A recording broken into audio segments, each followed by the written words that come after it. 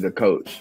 His name was Dustin Felder, because remember, it was an acting class I had never done. So he was like, stand-up comedy is your into the industry. Of all the teachers, I said the one guy that really made an impact that was palpable and tangible and gave me a different outlook was Bill Hall.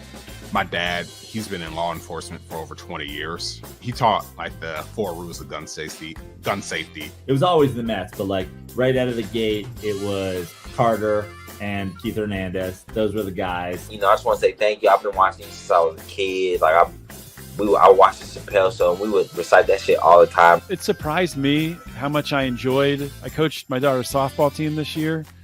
It was one of the best times of my life. I dedicated this to Angela because I would not have done any of the stuff that I've been doing had it not been for her. What's up? Welcome to the People We Love podcast. This is episode number 166, and I am Adam Choit. To follow the show, peoplewelovepodcast.com. That gets you all the links to everything. Please subscribe on Rumble, YouTube. I'll put out an audio version of this probably tomorrow. Most likely, I'm at Adam Choit, Instagram and Twitter if you want to follow me. I think that's pretty much for the plugs and things. Maybe we'll do more of that stuff later. AdamChoit.com will get you to everything else that I'm working on beyond this show. But this one's going to be a fun one. I think we got Paul Burke from the Sibling Revelry show, returning guest, and also now the CoWrect Opinion with Forrest Mommy, who's been on a couple of times as well. She was on my very first stream, which was super fun, and that's how I got connected with Paul, of course, through Forrest Mommy, as well as this other guest who I believe will be joining us within maybe 5 minutes or so, Tony Peck of There Goes the Neighborhood and 9/11 is Gay, his content. I've been enjoying getting into his stuff as well. These two guys definitely are funny dudes, and I'm looking forward to talking with them. So let's bring in Paul and then hopefully Tony momentarily. What's up, dude? Whoa. I'm super confused. About what? You told me this was going to be a dating game and I was going to be the eligible bachelor. I knew a joke was coming in some capacity. Is that why you're wearing a tie, or is that from your were you wearing a tie for recording for Phoenix Sales? Do you think I wear a tie for Phoenix Sales? No, I don't remember. I watched it. I've seen you on it a couple of times, so I don't recall seeing a tie. But no, I wear pajamas for Phoenix Sales 85. I'm gonna wear pajamas for a little bit. Is that a conscious decision, or something like wear that? Pajamas? Yeah, no, like is it Sunday morning, and I was usually hungover. I started to trend that way, and then I just continued it going. But I guess my question is it like part of your branding or your character or something, your presentation? I like this suit though. Thanks, man. I thought about actually going and pulling like out a full suit, like with a jacket from the garage, but I was like, nah, that's way too much work. And I thought Tony was going to be here. Totally joke. I am going to dress into something more comfortable. I'm going to do a wardrobe change. Yeah, you're like Cher. You're like I don't know who you are. You're I don't know. Now that I see you in a tie, I'm thinking of all these things all these potential professions you could have, or like if you were a character in a movie, what profession that person would be. I'd be a kick-ass politician. You know what it is? Cooler like Chris Christie. Oh, you know what you have going for you. You know what it is. You know why I'm like intrigued by this. Also, not just the tie and the collared shirt. It's the rolled up sleeves. You got that like RFK thing going on where I'm ready to like dudes who roll up their collared their suit shirt sleeves. They look like they either like you're getting shit done or they're on lunch. Yeah, I'm a get shit done kind of guy. That's how I've always been. You are. I'm gonna go change my shirt. I'll be still listening on audio. I'll be right back. Yeah. I don't know if he's still here or not, but that's I didn't wear a tie today. I should say hello to people in the chat. What's up? We got Stoner, Forrest Mommy, myself, Sibrev. Hi to me. Yeah, I'm gonna ask Paul when he gets back, who's been inspiring him lately, what's inspiring to him lately. Maybe it's Forrest Mommy, maybe it's other people. It's always Forrest Mommy. That's always a default. We got to get Forest Mommy on soon. What about me? What about Forest Mommy? I'm assuming you're still there. What about you? Me, you. Obviously, me would be on my show, but you, Tony messaged me. He'll be here within a few minutes. He's just running late, I assume. But me, Forest Mommy, Alice, and maybe Doug. I think that could be a good episode. Let me check my calendar here. I can do all of my booking during the show. Whoa, it's like a different guy. Yeah, way more comfortable. Is and I'm that wearing a ball cap, which I never do, showing love for your LA. Yeah. Golden Girls, that's cool. Yeah, Forest Mommy. I wasn't sure what to talk about or how to kill time while you were gone, and I wasn't sure if you could speak. So I started booking. I was booking Forest Mommy and book your show, bro. And Alice. Booking is the one thing I will not do in the podcast world. Like every show I'm on, Doug's the booker or Forest Mommy's the booker. I do not do booking. In some, I don't know if it's twisted or it's like the fact that I've committed to doing the Monday streams. It's like forced me to book more, and like I don't know, something about doing the live stream. It forces the other person to like kind of, I guess, commit to it, or like it's more set in stone versus like, when do you want to record? I don't know, I'm busy this week, can we reschedule it? And that's I'm not even like blaming people for like that kind of thing or complaining about too much about the struggles to schedule people to record, but something about the stream, it's like it's Monday at this time, if you can make it, come by. If not, what about another Monday? That's the problem with booking a podcast is people are so, how do I put this in a delicate way? Most people are great, but there's a lot of people who are unreliable. No matter how many times you remind them, no matter how many times they commit to it, you're bound and determined, like to have a guest when 5 minutes before showtime, hey, where you at? Oh, that was tonight. I'm doing something else. We have had notoriously bad luck with porn stars. Yeah. Like 100% of the porn stars we booked on our show no-showed us the night of after committing to being there the morning of. It's annoying, and I hate it. I don't want to do it. Like I if you want to come on my show, talk to Doug or talk to Forest Mommy. It's just easier that way.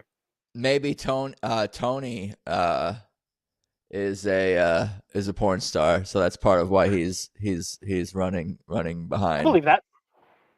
Yeah. I'm sure I hope porn is very lucrative. What's that? I said gay porn is very lucrative. Got to make that money somehow. Gay porn is more lucrative than straight porn for men, or something. I guarantee it is. I guarantee it is. Why is it? Does it have more viewership, or it just sells more? Or something? It's more of a niche audience. When you're watching heterosexual porn, are you there for the dude, or are you there for the chick? Well, yeah, but I just don't. Yeah, that's true. Hey, the women will get paid more in that situation. Gay porn, right? The dudes are going to be the one taking home the bank. That's a 50-50 split, son. Right, dudes are like in heterosexual porn. A dude is like an extra.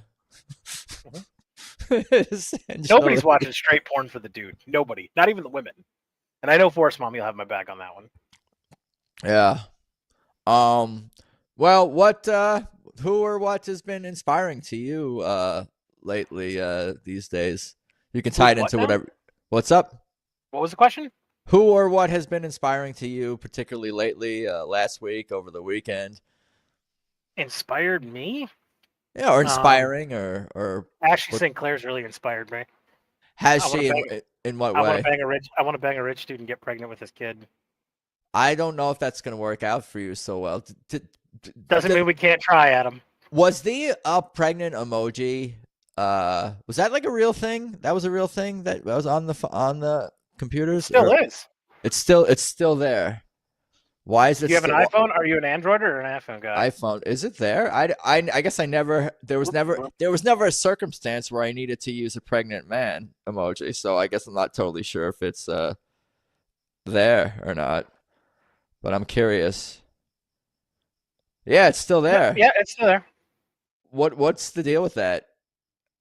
Maybe we're being trolled. Are we? I mean, we have to be trolled. Well, I can't speak to it as an authority because I'm still in college and I'm not a scientist yet. But I think science is going to make it possible here soon. And how dare you say that a birthing person couldn't be a man? What's the point, though? Why do we want to even do this in the first place? It seems like it's working out decently. The whole like repopulating. The old-fashioned way. Yeah, this seemed to be working out. Oh, okay. a brave new world, my friend. Brave new world. Apple got rid of. Apple changed it to Gulf of America, I think, though. Everybody has. All the mapping companies have changed it. The AP guy didn't want to, though. The Associated The Press. AP journalist. The AP journalist. Yeah, if I go to like. Yeah. So he's barred from the press room. Yeah. Not the AP, not the Associated Press. The Associated Press can still come in. Just that one journalist can't.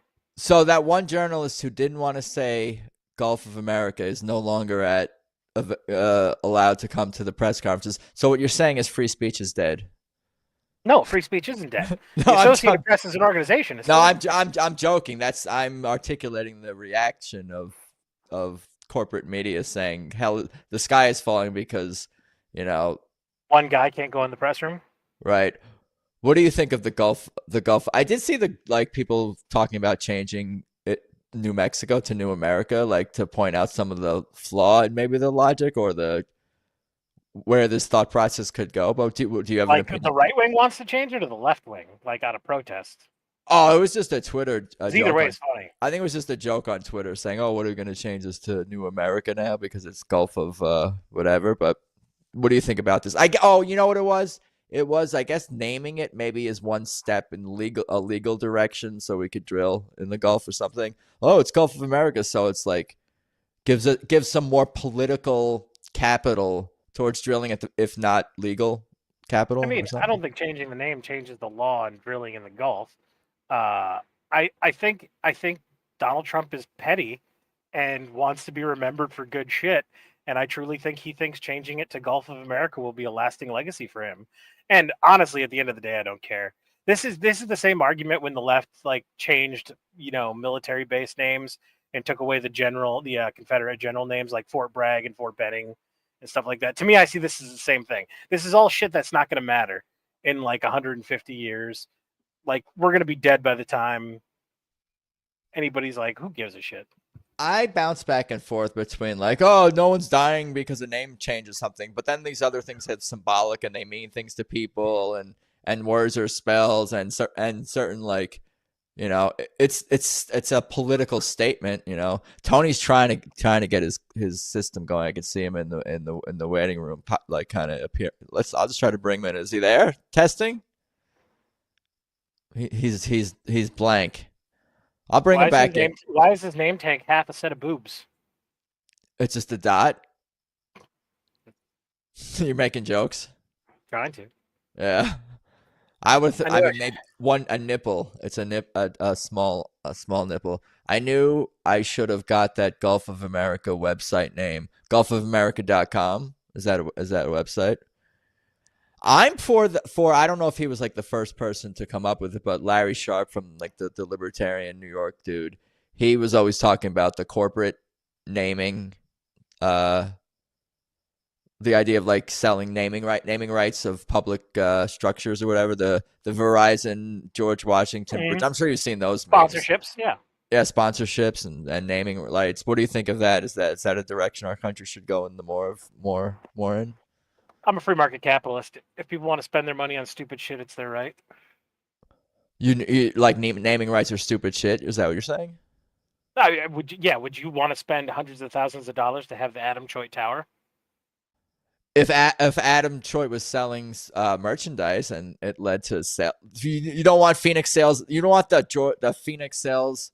No, I don't want a Phoenix sales. I mean, look how well it worked out for Sears. So you're right. I mean, when you spend hundreds of millions of dollars to have the Sears Tower, your company's never going to go out of business. Yeah, but now it's not called the Sears Tower anymore. That's because there's no such thing as Sears because they went bankrupt because they spent their money on stupid shit like having the Sears Tower. Yeah, is that true? Kmart.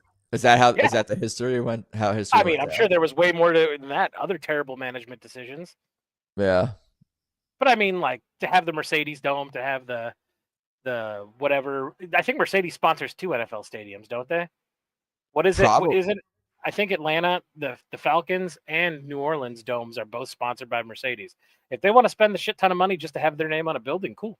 Those teams are rivalries. That's not right. That doesn't seem right to me. I watched some random sports documentaries. I know the Falcons. is the name of the Falcons Dome? I was gonna ask ChatGPT what stadiums have duplicate Mercedes-Benz corporate names? Stadium is the home of the Atlanta Falcons. What is the name of Mercedes-Benz Superdome. Is that what it is? For real? No, is it? Oh, I thought you were telling me. I was like, well, I think that's right.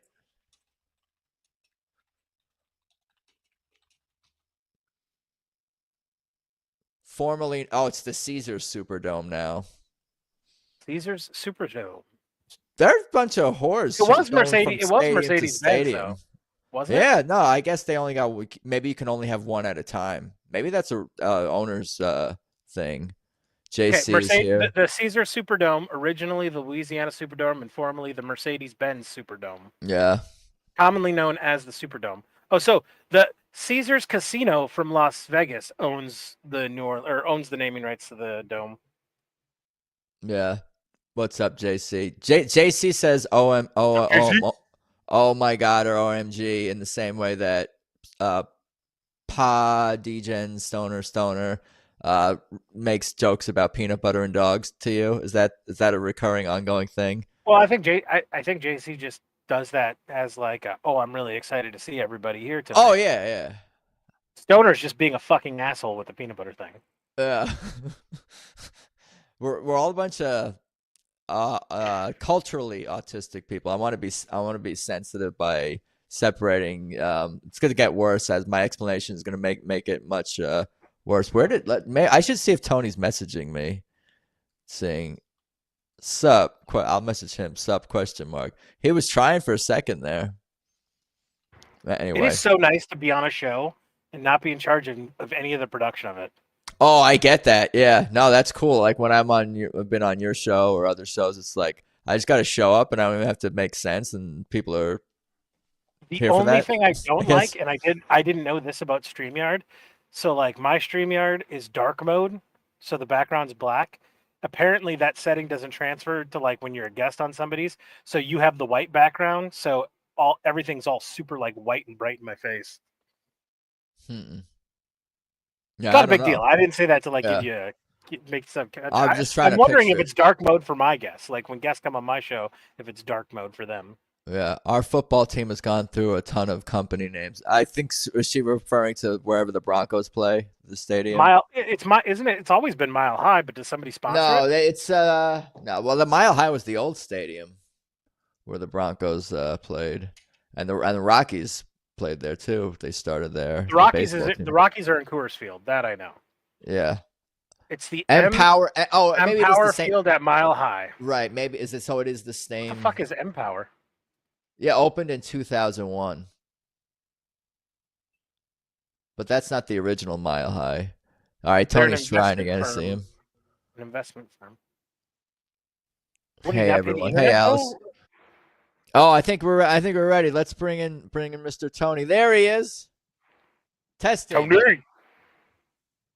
I see. Oh no, he was there, and he's had a period for his name. We're trying. We're gonna get him. Should I kick him out? So he's no stranger to stream, right? He's high tech, man. Tony is the highest tech guy of all of us? It looked like he was on an Android phone right there. I would not call that high tech. Tony is high tech in general. I'm not talking about right now at this moment in time. I'm talking about like on his streams and stuff, and like having the soundboard, cooking and all that. Yeah, I should get my soundboard. He obviously doesn't bring that level of production for your show. That's okay. I didn't. Well, I mentally prepared for the soundboard, though I didn't request it.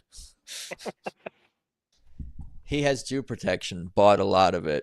Talking about Tony or me or one of us. I don't know the context, but that probably can work. And yeah, he's still Is Tony a Jew?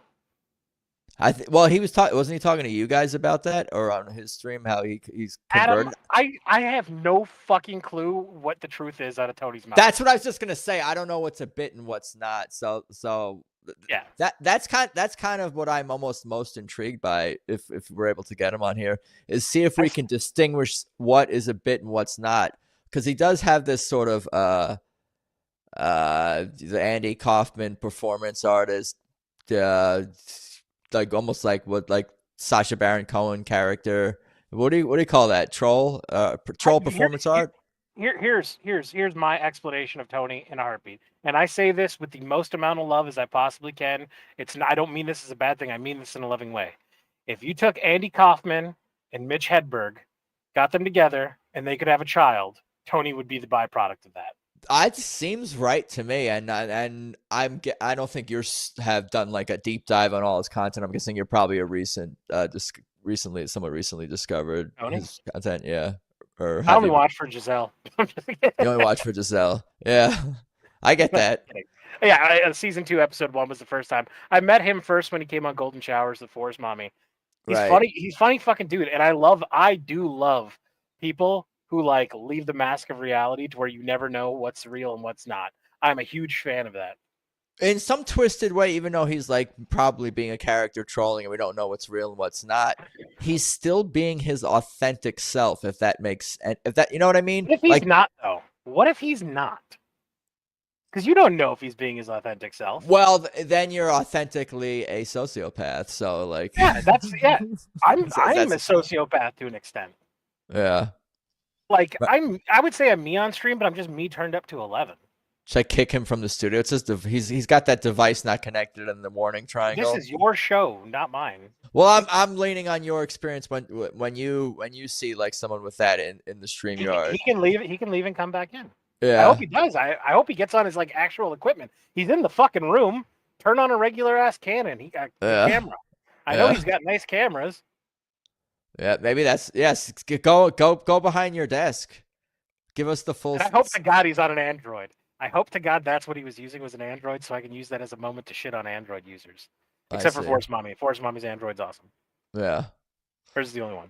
Where is he based? He's in New York. He's like outside. I think he's on Long Island. I could be wrong about that. Right. Did he say he was in Westchester, or did I make that up? He's somewhere in New York, Long Island metro area.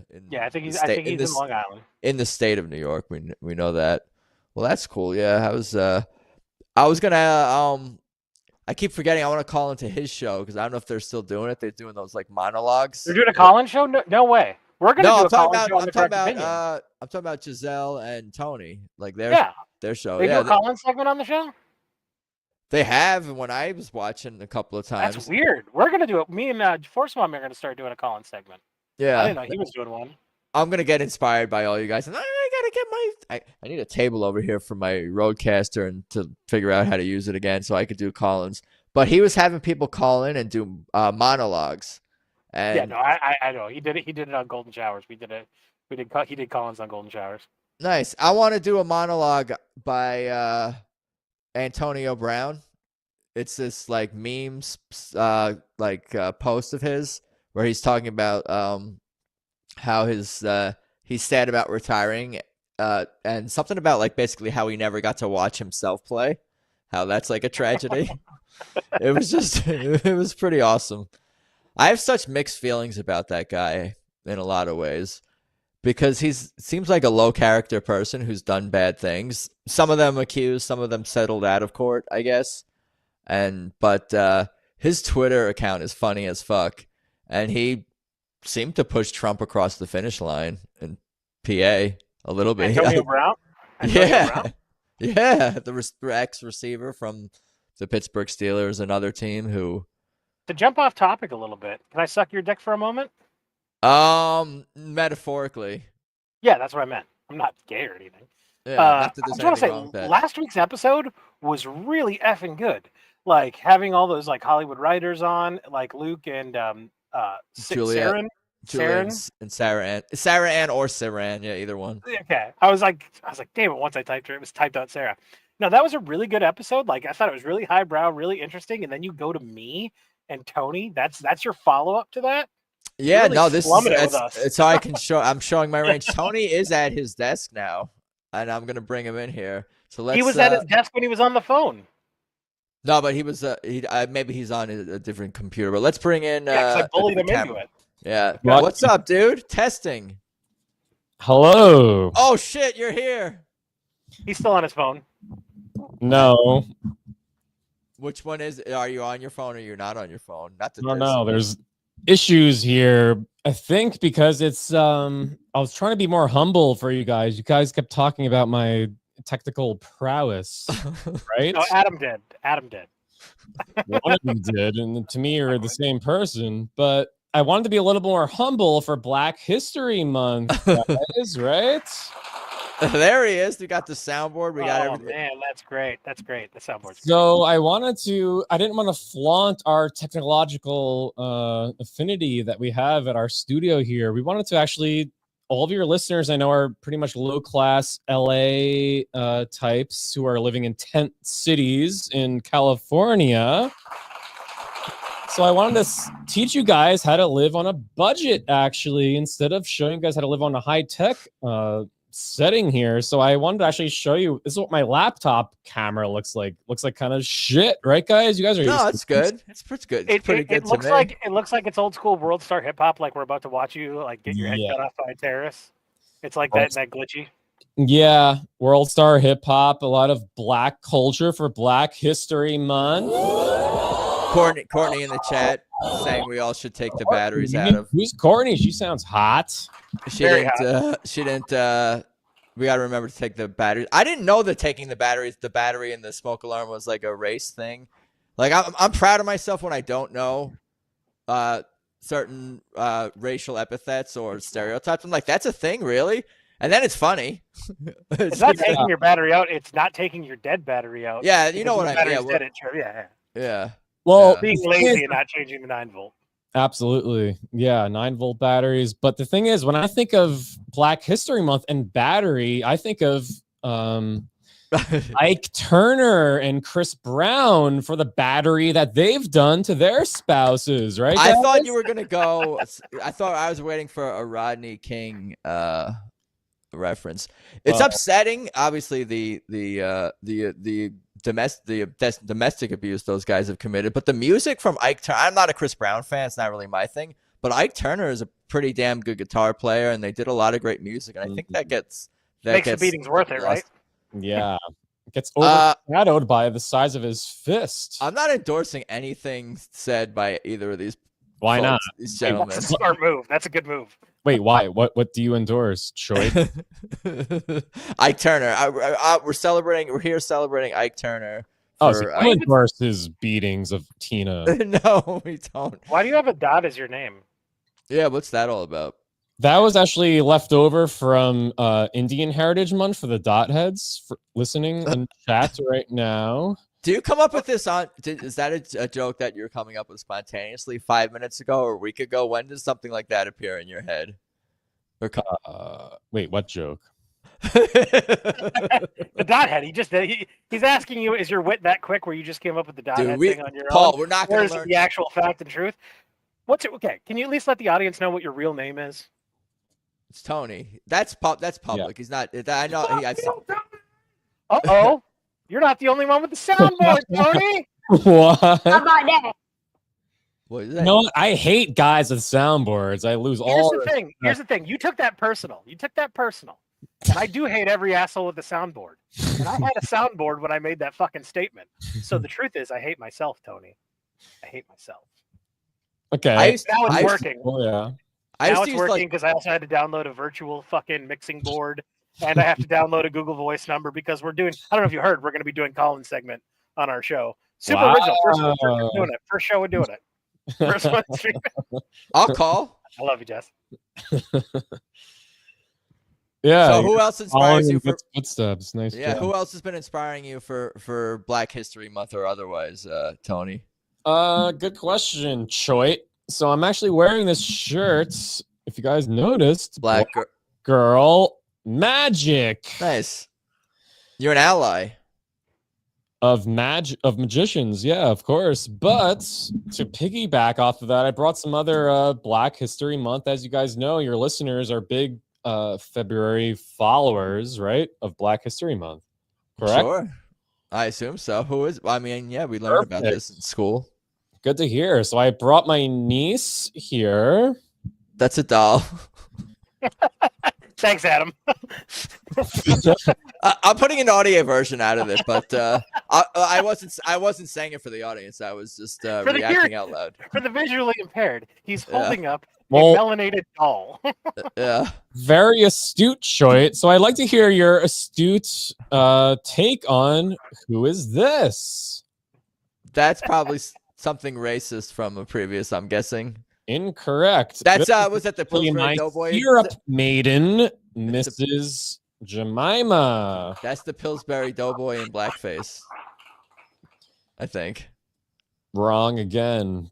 So as a podcast host, you want to listen to the guest. This is my syrup maiden, Mrs. Okay. Jemima. They should bring her back. You want an upskirt? We'll show that later in hour 3. We're only up in hour 1 right now. Can I In interject? hour 3, guys, stick around. We'll show a Mrs. Jemima upskirt. Not yet. Can I interject real quick, Tony? Bring her Hold back. Hold it all. This is a great segue just for me to promote my show real quick.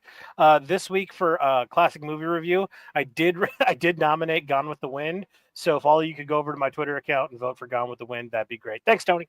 You need to explain on the show when you have guests that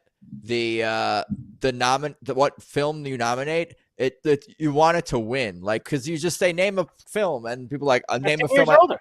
I want people to nominate whatever their favorite movie is. If their favorite movie sucks, they need to learn the hard way. We need to make bullying cool again. Yeah, I just feel like when you ask name a movie for the poll, people don't know the parameters. Like, if the goal is to win the poll, I'm not gonna name an obscure-ish movie, or maybe I will, but like I'll go in with the knowledge of. So I have to. What you're saying, Adam, is I have to dumb it down for everybody who comes on and say we're doing a movie poll, which I already do. And the goal of this is you want to win the movie poll to have the nomination. And then that you probably shouldn't pick whatever shitty movie you actually enjoy. And you should probably pick another movie that a mass majority of people enjoy. That you enjoy too, but yes, that's essentially the Okay. Yeah. I'll do that from here on out. Tony, you're in New York? I think you said you're in New York somewhere, right? Doesn't matter. Choit, do you like the band AFI?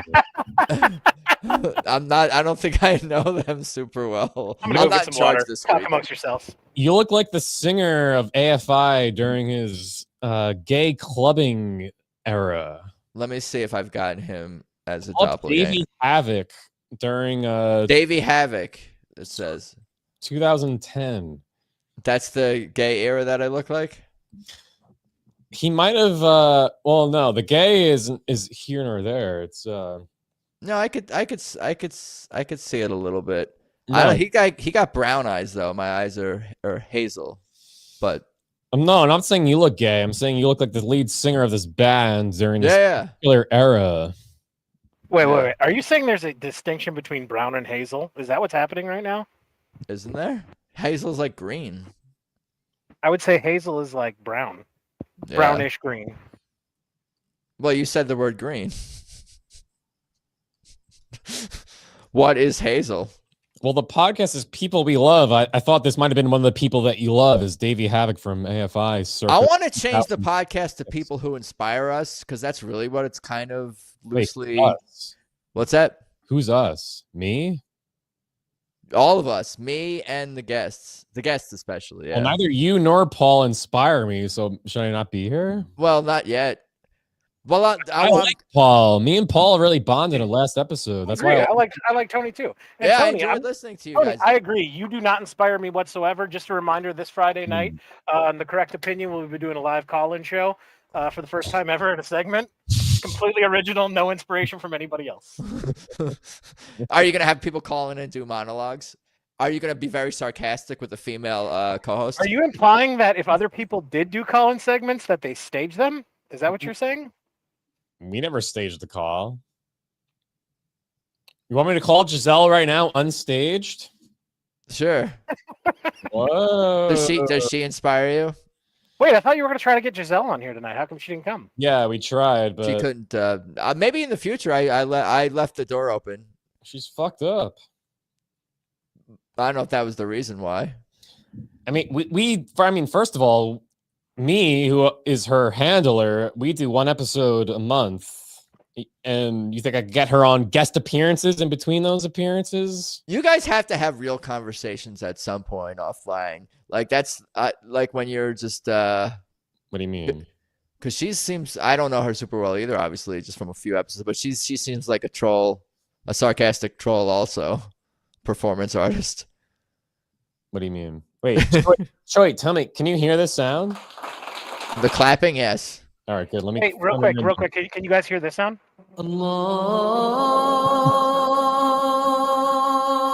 Yeah.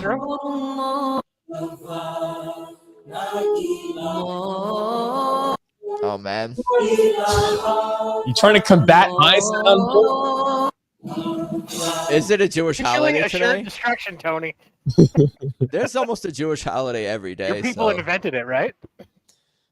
My people invented everything, showbiz, everything you guys are trying to get into. My people. I'm the gatekeeper for. All right, I have Giselle phoning in right now, so let's see what happens. Tell her she's on the air. So. Oh, so we don't sue your ass, Choit? Something. Yeah, isn't that a thing that they say to do? You're supposed to tell people. Yeah. Well, in New York, I don't think you have to. Yeah, I think you're probably wrong about that. It differs by state. If we leave a voicemail, can she all hear us? We could try it. Your call has been forwarded to an automated voice messaging system. Mute the number. 6 3 and a lot of horny 6 fans. I muted him. 9 I muted him just to look at me. I'm professional here. Here we go. When you Choit, finish say recording, and you may Paul, hang what do up you or want to say to press this 1 for hot more options. Latina broad? Paul, Sending you vampires and turtles. Love What's you, that? Giselle. You're the best What's part up, of that Giselle? show. Tony called you in the middle of my live stream here, so we're just saying hello, leaving a voicemail. I was smart enough to mute your phone number being publicized. I could still hear it, and I wrote it down, and I'll be selling it online. Oh, you heard it? Look at this guy. Good work, You didn't? Phoenix. Can you auction it on eBay? Are we still on the? We'll auction off her number on eBay. Yeah, this is a good voicemail. I think she'll appreciate this one. I think it's still going because I feel like Tony's got his arm extended. He's like waiting for the. He's like cutting it in real time. Where can I end this or whatever? He's waiting for the moment. There is a limit though. Stoner brings up a good point. He's like, "What is it with people sharing their phone numbers on this show?" Oh yeah, that last week Sarah Ann was about to. She's like, I don't want to give you my what do you call that number? It's a voice box, a PO box. What's a PO box version of a phone number? I guess that's not what it is. But it's just like a separate number. She wanted to give out like her cell number. I gotta watch you people. I don't understand the whole like passing numbers around thing. Jess is like, hey, I'm gonna give Tony your number. Is that okay? And I'm like, I'll fucking our relationship is over if you give Tony my phone number. Who's Jess? Forest I'm sorry. Mommy. I'm sorry. I pulled the curtain back. Forest Mommy. Is it still recording? Forest Mommy's asking. Probably not, because once he took his hand off the thing. Wait, Paul, you heard every number of her phone message? No, I muted you. Choit. Wait, Paul, did you hear, or did you guys? Yeah, I heard it. The audience didn't. Adam stopped it from doing it. Do you think you're clever? Don't talk, speak loudly. Like, do you think that was working? Well, I muted it on my end. I didn't know if the audience still heard it. I'm fucking with you, Tony. I didn't hear it. Adam muted it for everybody. That's what I thought, but for a second I was like, oh, maybe it doesn't get muted internally for the. No, I did not hear Giselle's number. I will not be auctioning it off. Yeah. Well, he heard like there was like a 6 in there and like a 2 in there, so he's gonna try every single combination, and he's got like a what do they call it, like an automatic. Golden Girls on your shirt, Paul. Stay golden. Who's your favorite Golden Girl? And Giselle's almost their age, so you should possibly. B. Arthur. B. Arthur's your favorite. Why is B. Arthur your favorite? Leader of the group, man. Yeah, I guess you know what makes them great. It's like almost like you can kind of relate to something about all of them. In some ways, you can relate to. They're very relatable, even if like. I'm probably most like. I guess Rose would be the closest to what I am. Rose, the horny one? No, the dumb one. The dumb, good-looking one. How about that? She is the dumb, horny one, though. Wait, like, one's good-looking? Tony's not wrong. Well, no, the other one was the Wait, horny one. good-looking, Choit? We're learning a lot about Adam and his taste in women right now. No, she used to be good looking, is what I meant to say. Not that she didn't look. What, in 1932 during the Great Depression? Hey, man, why you have a problem? Betty White with, was a smoke show when she did time? Playboy back in the 30s. Who? Betty White. There's no Playboy in the 30s. I have a Madonna Betty Playboy White in the nude next Playboy room. right now. I'll go to Paul You'll first. find What'd you say? Google Betty White nude right now. You'll find Betty White nude. I think Like, I think I have, Yeah. but we know you have, Adam. It's there was okay. no Playboy in the 30s. I mean, not Playboy, but there was probably something like it. But she was cool. They were funny women. How many seasons was that show on? It's good that they never had to replace anyone, because what if they had to like kill off one of them or something? They all lived for fucking ever, even Blanche. Yeah. Which one's Blanche? The horny one? The old one. Yeah. The oldest one. Let me phrase it that way. Yeah. I hated the mom that played that. Ran from 85 to 92, 7 years. No, but I hated the mom and her face that she made. Estelle Getty. Yeah. I hated that bitch. How could you hate Sophia? Is that her? Yeah, she was like she's the one who's probably most like you, like the most like sarcastic kind of like I don't know. What if I said that was sarcastic so far? Maybe not. Maybe deadpan is the word I'm looking for. But she's not deadpan. Sophia was more sarcastic. Some of these nigglets do you like the best? Is he allowed to say that? Are we still on Adam, YouTube? You realize this is your show, right? Yeah. Like, you set the ground rules and the parameters here. Yeah. Yeah, we gotta keep it classy, or yeah. So we're not saying nigger. Well, that's not a possibility. Probably not. Well, my wife I mean, is. I say that 'cause that was an educational instance. I wasn't saying Right. that at a racial dump. That was My wife it's, like is saying, it's like saying I want to kill the president of the United States. You can't No. say that. You can't say I want to kill the president of the United States unless you're using it as a learning point. To This say is that my you can't last say that. episode. This is my last episode ever. And you're demonetized. Yeah. You said you were looking forward to this episode, so you must atone for everything Paul and I say. Yeah, no, I want to know about you. Like, tell me about your background, Tony. Where you grew up on Long Island? What town was it? Because I'm from there. Let's bond. What are you from? Let me guess. Great Neck. You're close, Dix Hills. Yeah, I thought of the most Jewish town I could think of. It's more than one. Yeah, you're an ex-member of the tribe, correct? You're an X-Man? Well, no, you were talking about how you converted to Christianity, but me and Paul we weren't sure if that was the truth or not. that was true, but you don't know what tribe I was from prior to that. No, you said you were Jewish, and then you said you converted to Christianity at some point, but we don't know if that's true or not. No, I used to be part of my my father was part of the CIA. I converted to the Mossad. We're not going to learn anything in this episode. We are not going to. That could be true. We're not going to confirm. I used to be U.S. Intel.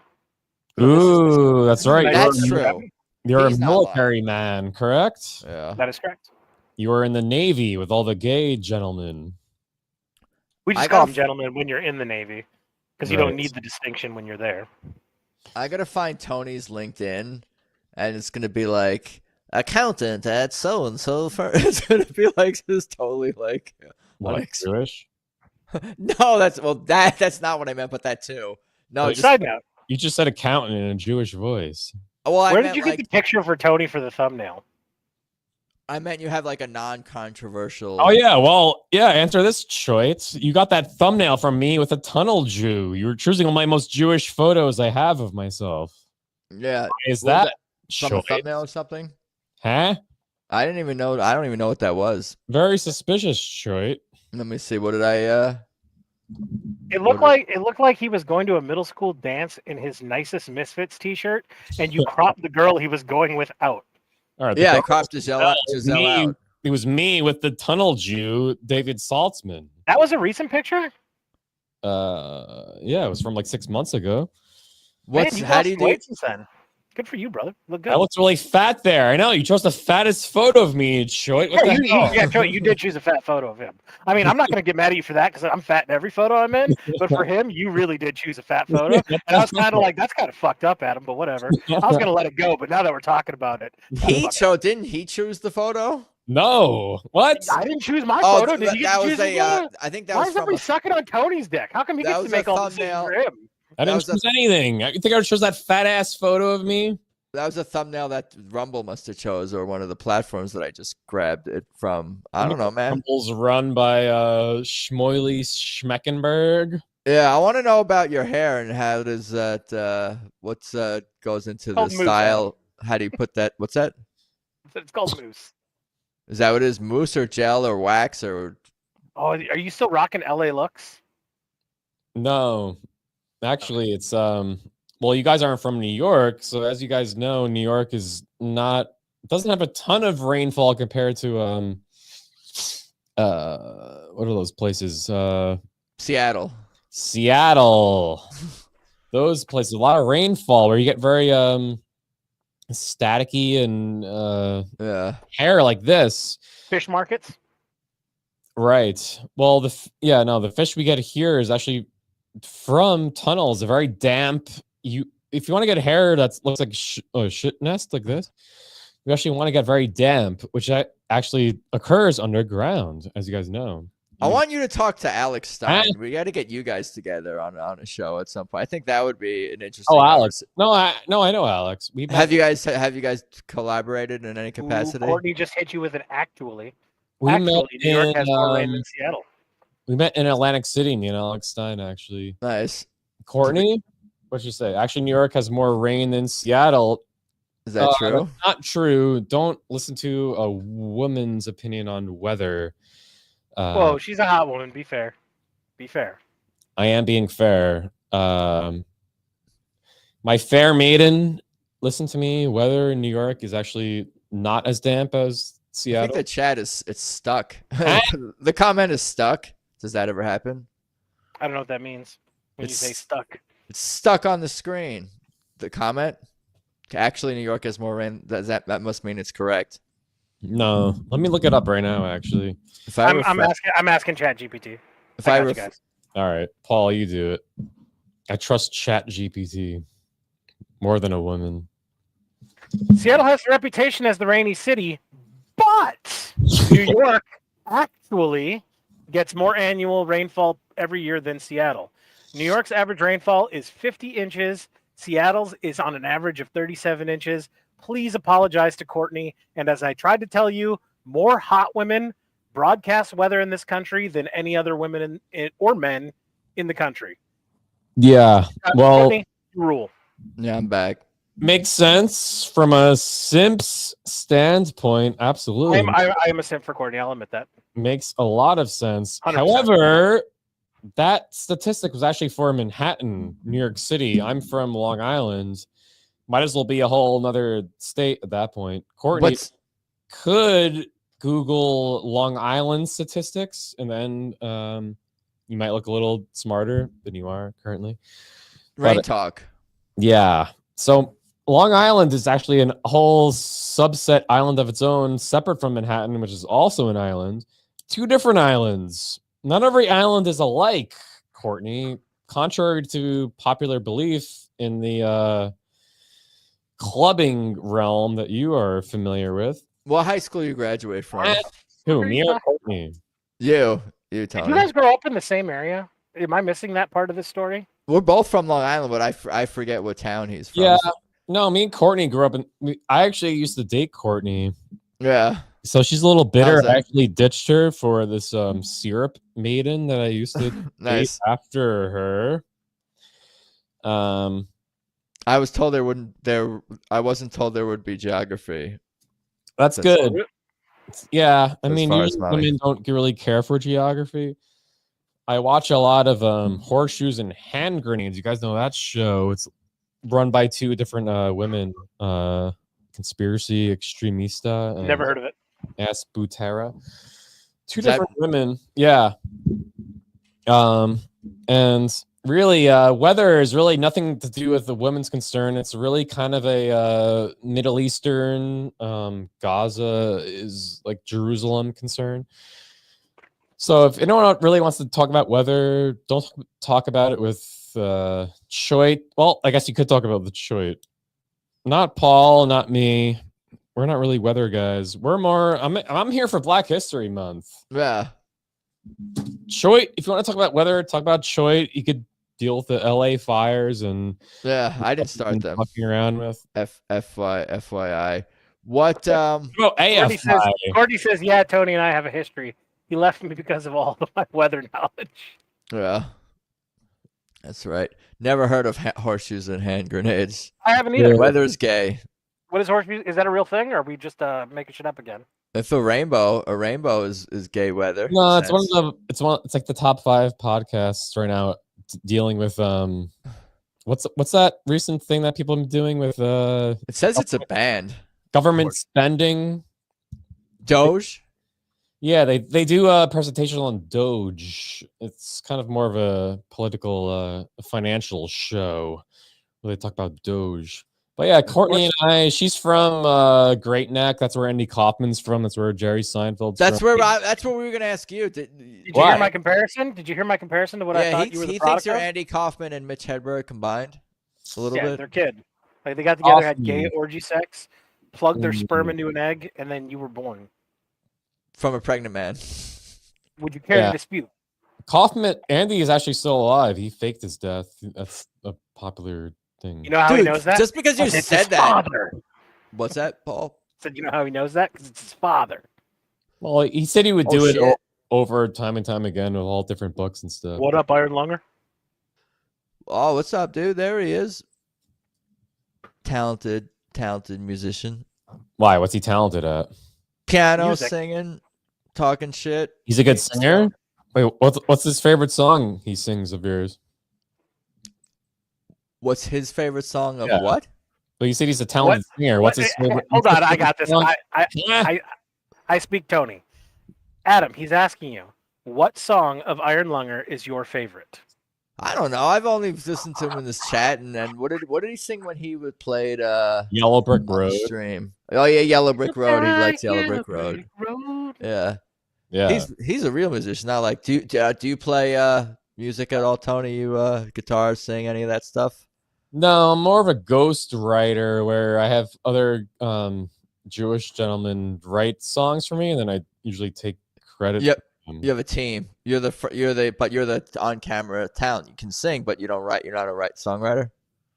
No, that's kind of like a plebeian thing to do. Yeah, it's kind of gross. Yeah, isn't it? Don't you write songs, Choit? No, I just fuck around with I just like to play covers and jam. Oh, you write songs. This is weird. Every Jew I've ever met has been a songwriter. I mean, they didn't actually write anything, but they get the credit for it. No. I do other writing, so I like make up Phil for it. Spector. You know that guy, right? He's like the big curly hair, or whatever. Absolutely, yeah. Take your beanie off and show us firsthand. Primary source, nice. I tried to cut it myself the other day. I don't know how well I did. So I got beanie hair. I'm not good with the scissors. I can only use the clippers, but this probably needs to be trimmed a little. You got that early aughts Calvin Klein underwear model hair going on, man. Yeah, was that good? Yeah, you kind of got that like season 2 Tim Pool haircut right now. It needs to be cut right here. Haircuts in Black History Month.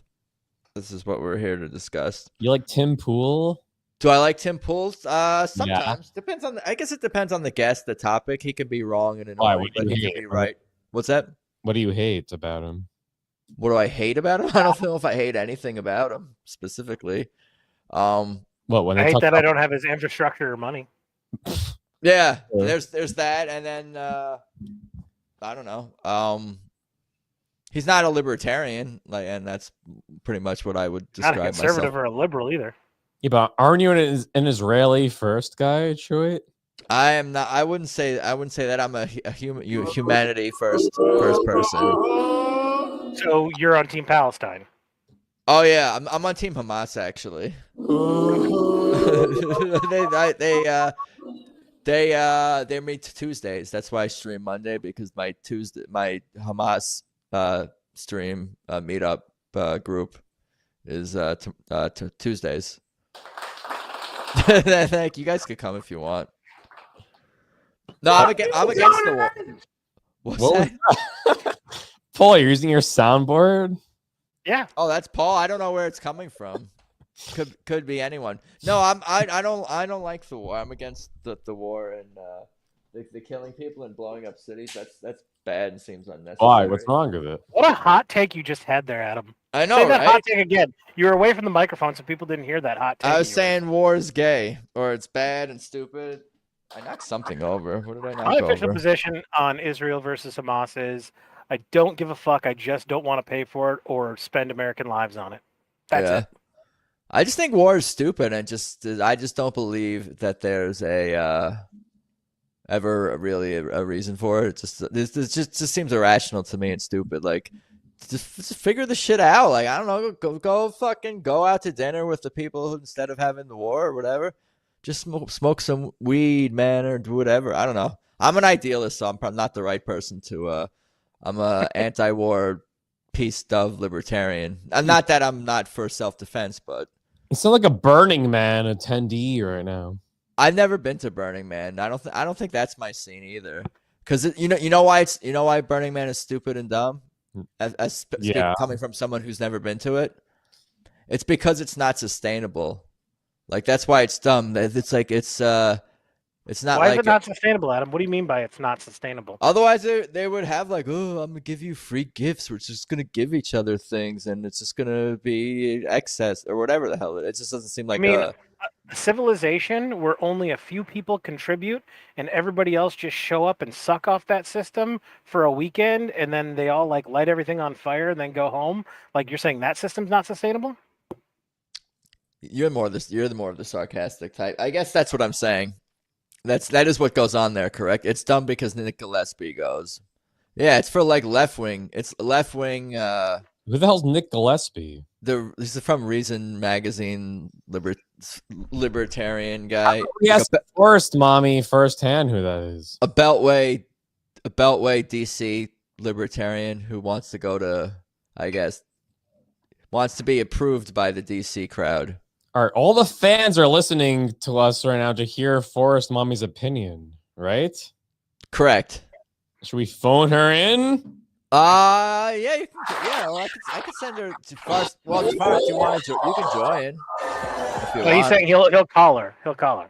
He'll call her. That's funny too. In some ways, that's funnier, or as funny. All segments are all the new rage, Adam. You don't know that? Call-in segments. Well, I would like to do something like that at some point. Yeah, that'd be cool. How about, is now the point? You want to do that? Oh, you want to? She said no. I don't know what she's responding to, but she's probably. Dude, when a woman says no, she doesn't mean no. She means ask again in 5 minutes. Thank you. Also, she might do phone call, not video call. She might be more apt to do that depending on where we are and like the taking down the makeup. First of all, why do you care what a woman wants? What's that? Why the hell do you care what a woman wants? I'm trying to figure out the answer to that question. Do I have to answer right now? You're going to be waiting a long time. Can I think about the answer to the question? No. No, I think me and Paul could both answer it for you. Who are your favorite? Amy Schumer. Yeah. Okay. What was the question? I don't know. I'm just trying to get something legitimately. Like, who are your favorite? In like, if you want to leave me a message, I hope she didn't say her number. Amy Schumer's number was what? This is crooked. Now I can't get it back on straight. I'm the new Tim Pool. Really fucked up with that one, Tony. Why doesn't Tim Pool wear different hats? He doesn't have to just commit to a beanie. Sometimes I wear that hat, that baseball cap on streams. Like, well, let's call him, Tony, and figure it out. Will you call? Yeah, do you have his number? All right. Is he on LinkedIn? I met him at the Forrest Libertarian. Mommy said, "Did it call?" Yeah, he tried calling you and went straight to voicemail. It sounded like. Yeah, went to your voicemail. Forrest Mommy. All right, we're calling Tim Pool now. Maybe the beanie is it's like what do you call it? Like when they glue the head to the hair, they transplants or a. I just think it's part of his brand. Yeah, that's true. I guess so. Yeah, I guess so at this point. Yeah. like not knowing what the fuck the truth is out of Tony is his brand. It's the same thing with Tim Pool and the beanie. And he always wears the same color, right? Gray. Is it gray also, or black, or whatever? I have not been paying attention to Tim Pool's beanie throughout the years. You should. This is what's important to. I feel I failed everybody here by not analyzing Tim Pool's beanies. Well, there's like that. Is that a Twitter account, Tim Pool's beanie? I know like Chrissy Mayer's boobs is like an account or whatever that has like a big following. So like people's body parts and clothing could be. Wait, is Chrissy Mayer hot? Yeah, everyone on Chrissy Mayer's Simcast is attractive. That's the whole point of Simcast. All right, Paul. I want to know someone that you don't think is hot that others think are hot. That other find really attractive? Huh? Like you want celebrity or? Yes. I find beauty in pretty much everyone, male or female. You kind of do. I kind of do. I don't think Meghan Markle's hot. Choit, do you think she's hot? I think honestly, like who she is, I think can turn us off to the point where we're not able to be unbiased. If we didn't know who she was, we'd be like, what do they say? Would, I guess, is what. Well, make no mistake, I would sleep with Meghan Markle. That's irrelevant to the point if I think she's hot or not. I would still have sex with her. However, I do not find her attractive. I've slept with women I downright loathe.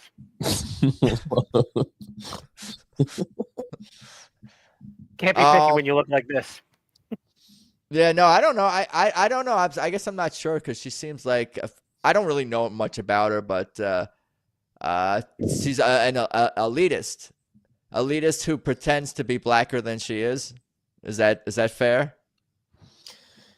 Well, hold on a second. Choit, you're of the chosen people, right? in a manner of speaking, I suppose. Right. And Paul, you're of which people? Irish? Yeah, Irish descent. And what about you? Are you really former Jew converted to some Christianity branch or something? Absolutely. Yeah, absolutely. No, I don't believe you. But I have a theory that I have a hierarchy of the horniest people on earth. Okay. Can I rattle them off for you? Huh?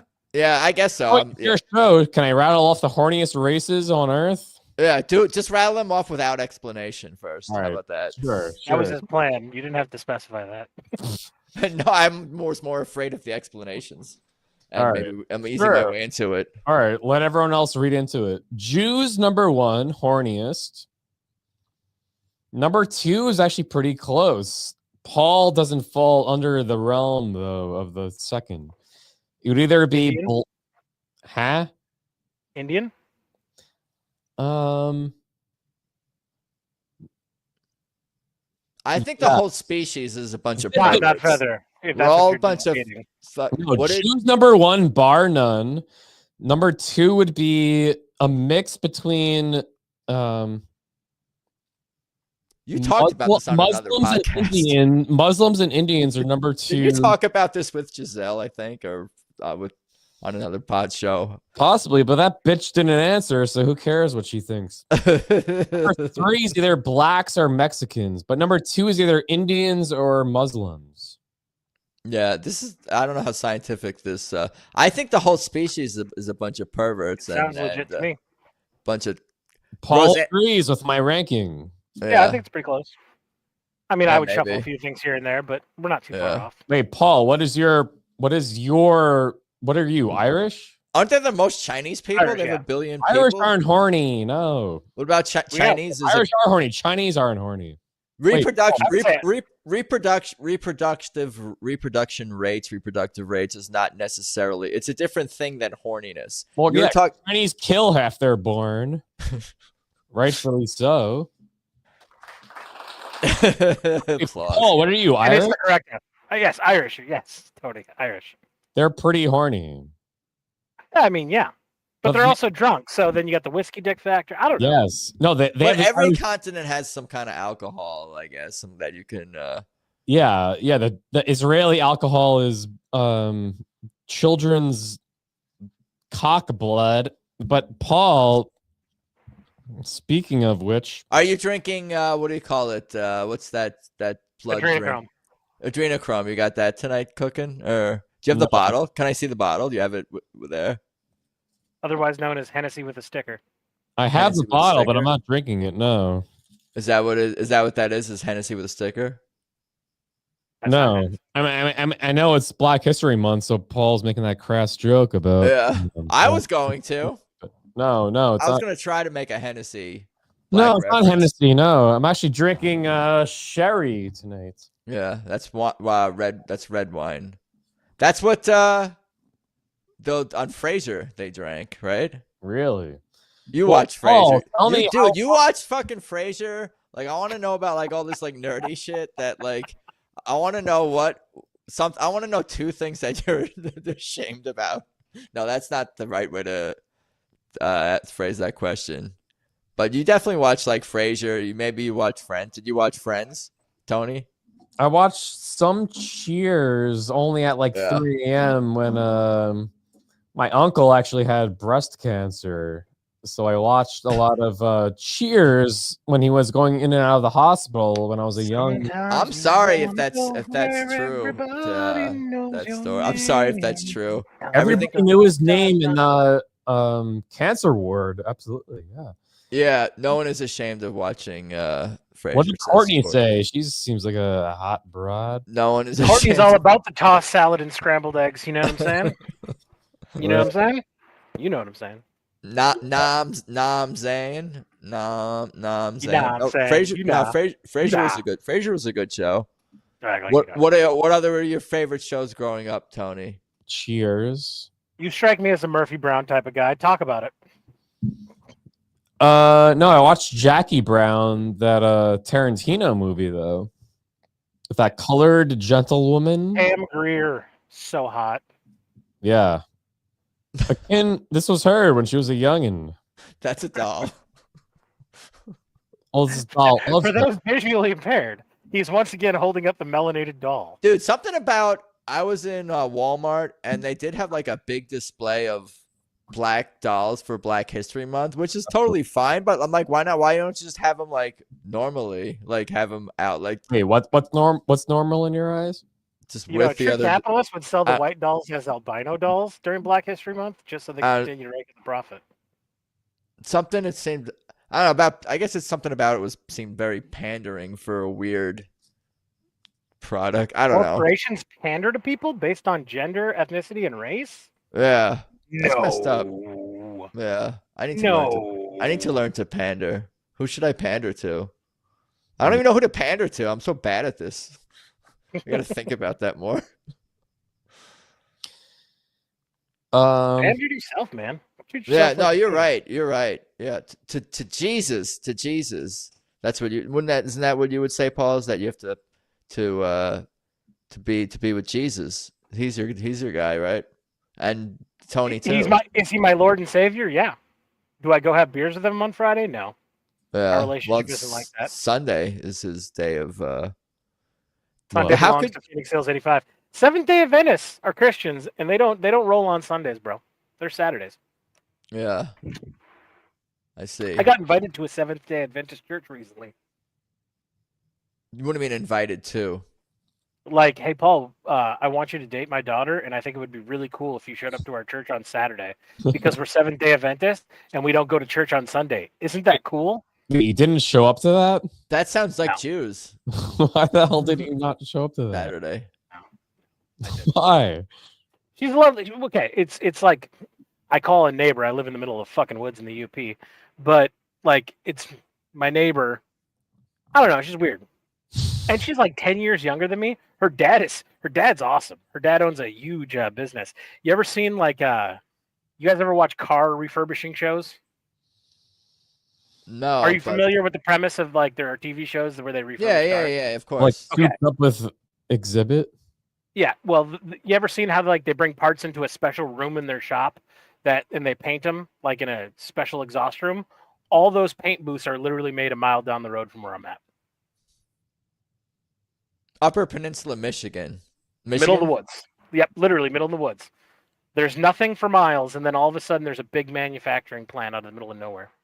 Seventh-day Adventist Church is a Christian denomination that observes the Sabbath on Saturday and believes in the second coming of Jesus. But doesn't everyone believe in all the Christians, like the resurrection or whatever, the Easter? Isn't that the second coming? Or he's coming back again? Is that the third coming? How many times has he been here? Jesus does a lot of coming, is what you're trying to get at? No, the second coming has not happened yet. Yeah. He's only been here once. Unless you're Mormon, then Jesus does whatever the fuck you want him to do. I don't know. Yeah. Do you think you can marry 14 women? Which, by the way, if the Mormons had it right the whole time, we're all gonna feel really fucking stupid. Everyone has it right. It's whatever. It's in the heart of the believer, in the soul of the believer is the truth of religion. If you pray with intention, it's real. What's that? I said, there's no way you're a Jew making a statement like that. Your people would disown you if they heard you say everybody was right. I believe Gaza belongs to Palestine, right? Well, there were people living there. It's definitely the people who live there. Like Trump should not kick people off their land. That would be bad. You think Trump is trying to kick people off their land? Wasn't that what he was saying? That he's gonna take over Gaza and rebuild it. That involves. It wasn't like I'm gonna go over there and kick those fucking dudes off their land. It was like we're gonna have them relocated, then we're gonna rebuild it up, turn it into the Riviera of the Mediterranean, and they never come back. Well, he said if they want to come back, they can. But why would they want to come back? It's a shithole. Why would they want to come back once we build it up to be the Riviera? And we got a lot of white people there that we won't let them come back. Oprah's going to be there. Oprah's not a white person, though. No, but she'll be there with her, so? I don't know, probably. It's just, these are like real estate investments, it seems like. Is Oprah known for real estate investments? Didn't she kill all those people in Hawaii, allegedly? No, no, I don't know. I don't know. You're telling me something I don't know. Well, I've gone down the rabbit hole on the Maui fires a little bit. It seems like, I don't know. I'm skeptical. Is that part of the conspiracy? Is that Oprah set the fires to get all the Pacific Asian Islanders out of there? And then she went on that ad, that public service announcement. Black people do gentrification? Is it still gentrification? Raise money with The Rock. They're asking like poor Americans to send her money or something, some wild shit. Like, I don't know. Courtney has your back. She said, yeah, they did, Adam. Yeah. She likes to eat Gaza babies. That's Oprah. Courtney does? No, allegedly. I think Oprah. No, and also like you're saying, you have more of the non-interventionist. Paul has the non-interventionist foreign policy too. So it's like if you kick out these people out of their homes in Gaza, they're gonna get mad, and then they're gonna like bomb the white people in Europe and in the USA, the ones that I guess Trump hasn't been able to maybe boot out of the country. But wait, Choit, who did you vote for this last election? You're asking for terrorism. I voted for Trump. I didn't vote for him in 2016 or 2020. I did vote for him this time. I wasn't going to vote for him in the primaries of 2016. I was going to vote for Scott Walker, who's the former governor of Wisconsin, and I was in South Carolina at the time. And fucking Scott Walker dropped out the week before the South Carolina primary, so I did vote for Trump because it was either him or Jeb Bush, and I wasn't voting for Jeb Bush. No, it just seemed like a different time. It was a different election. Good job not voting for Jeb Bush. It seemed like it's a different time and election, and than it was in 2016 or 2020 when I abstained or voted libertarian or whatever the hell I did during those other elections. Obviously, like Trump had a lot of the coalition building and the ties to the Libertarian Party were all intriguing enough, and Kamala Harris not being able to, she was drunk on camera from yesterday. Did you see that, Tony? I love how Adam says things like an old Jewish woman. Like I heard this at the hair salon, and it's the fact. So let me tell you about it. Because she was hammered drunk the whole campaign. I'm confirming it. Oh, no, well, yeah, I guess so. She needs help. She needs to be in rehab. She's almost making me feel bad for her, and I don't want to do that. Don't make me feel sorry for you, Kamala Harris. No, she was. She went to some play or something, and she was talking to cast and crew and audience or something, and she had that like look in her face like she had in that other drunk video with the weird lighting and the wrinkles and the saggy eyes. The eyes don't lie. Kamala's always drunk on camera. Yeah, but like she was running for president. Like it's okay when like late 80s Guns N' Roses is drunk on camera. That's fine. That's part of the whole thing, but she's supposed to be like be able Up to until form December 30th sentences. of last year, I was always drunk on camera.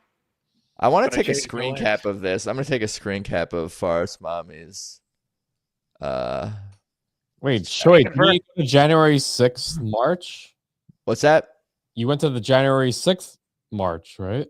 I was not there, and honestly, I don't remember January 6th because I remember for some reason it just seems like not that. I knew it was like not anything significant even when it was happening. Like I don't know what I was doing on that day, but I don't remember it being a big deal. 9/11 I remember, even if it's gay. So you were there on that day, right? I was at college upstate. I was at Syracuse. You know New York. How about that? How about that? Is that that's not Cash Me Outside, that's someone else. That was your niece. That's Cash Me Outside. What's that? That's Cash Me Outside. Cash Me Outside. How about that? That was that girl, was it? I think so. You'd have to ask the guy with the soundboard. That sounded like some blacker girl saying it, but the Cash Me Outside girl was kind of being, I guess, like black girl sassy, a little bit white trashy.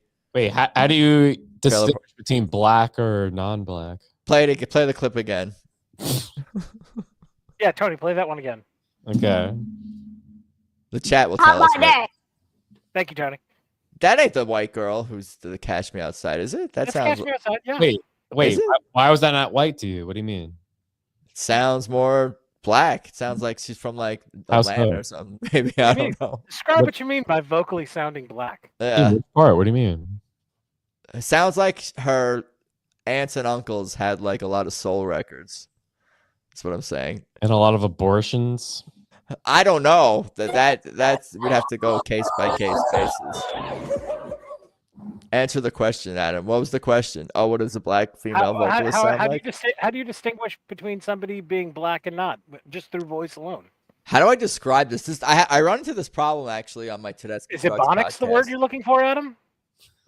No. What do you call it? Accent. Would you say it's a more educated accent that black people have? What? Would you say it's a more educated sounding accent that black people have, Adam? Not answering any more questions. Next. Why not? I'm the host. I'm taking back the. I'm getting hungry, kind of. No, it's all good. Oh, he's panicking. I'm panicking. No, I'm not panicking. I've been panicking for an hour and a half. I kind of knew where the evening was going to be going potentially. It would be like this, and I wouldn't learn much about Tony. What have we learned about Tony? Was that your Paul? goal with this episode was to learn about Tony? Because when you asked me on here, I specifically gave you one instruction: bring hot chicks on, and you gave me Tony. Yeah. Well, I tried for you. I did try for you. Wait, that wasn't your first choice? Yes. When are you gonna bring me on with an 8-to-1 or an 8-to-2 or a 4? I'm gonna reduce the fraction. Are you talking to me? Me? Are you talking to me? I'm talking to As clearly you. stated at the top of this show, I do not book guests on any of my shows. Okay. Yeah. That is not my department. Yeah. Doug's my new favorite of the sibling of Cool. the two. Let me know how that works out for you. No, I'm just kidding. You guys, I love you. I love you guys. You guys both fulfill something. I don't know where I'm going with that thought, but like Hear that, Tony? Your own self-confidence because we suck compared to you. They both complete me. Paul and do you know Doug? Paul's brother, Tony. You don't know Doug, do you? No, I like Paul, but you apparently hate both of us. No, I don't. I like you, Tony. Regardless of what Adam said. No, you guys are awesome. I'm enjoying this. It's because I love you guys and because I love you, Tony, is that I want to get to know you on a deeper, more profound level. But I understand that kind of thing takes time, and trust needs to be something that's tell earned. a lot about a man with a soundboard by the shit he has on it. Because Tony, at some point in his life, went on the internet and said, I want the Who Wants to Be a Millionaire tension music on my soundboard because there's going to be a situation I need it. And that time has come now. Is that your final answer, Adam? Yeah, no, because the soundboard has limited capabilities. Or at least the Rodecaster where you can have like 6 sounds or 9 sounds, or I don't remember. I could be mistaken about that, but I think since there are some limitations, we know that those are specific choices that in this case Tony is making. So you're right. He wanted to have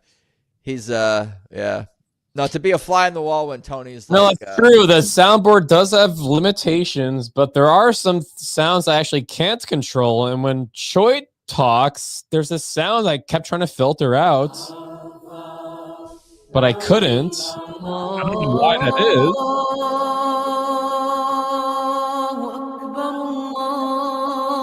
Is that Cantor? Is that even Hebrew? I'm not even totally. I thought it might be. Obviously, the Hava Nagila is Hebrew. No, this is actually producer talk. No, what was the other one? What's the chanting one? Oh, the other one. This is actually that was the call. No, this is the sound of income tax for the IRS.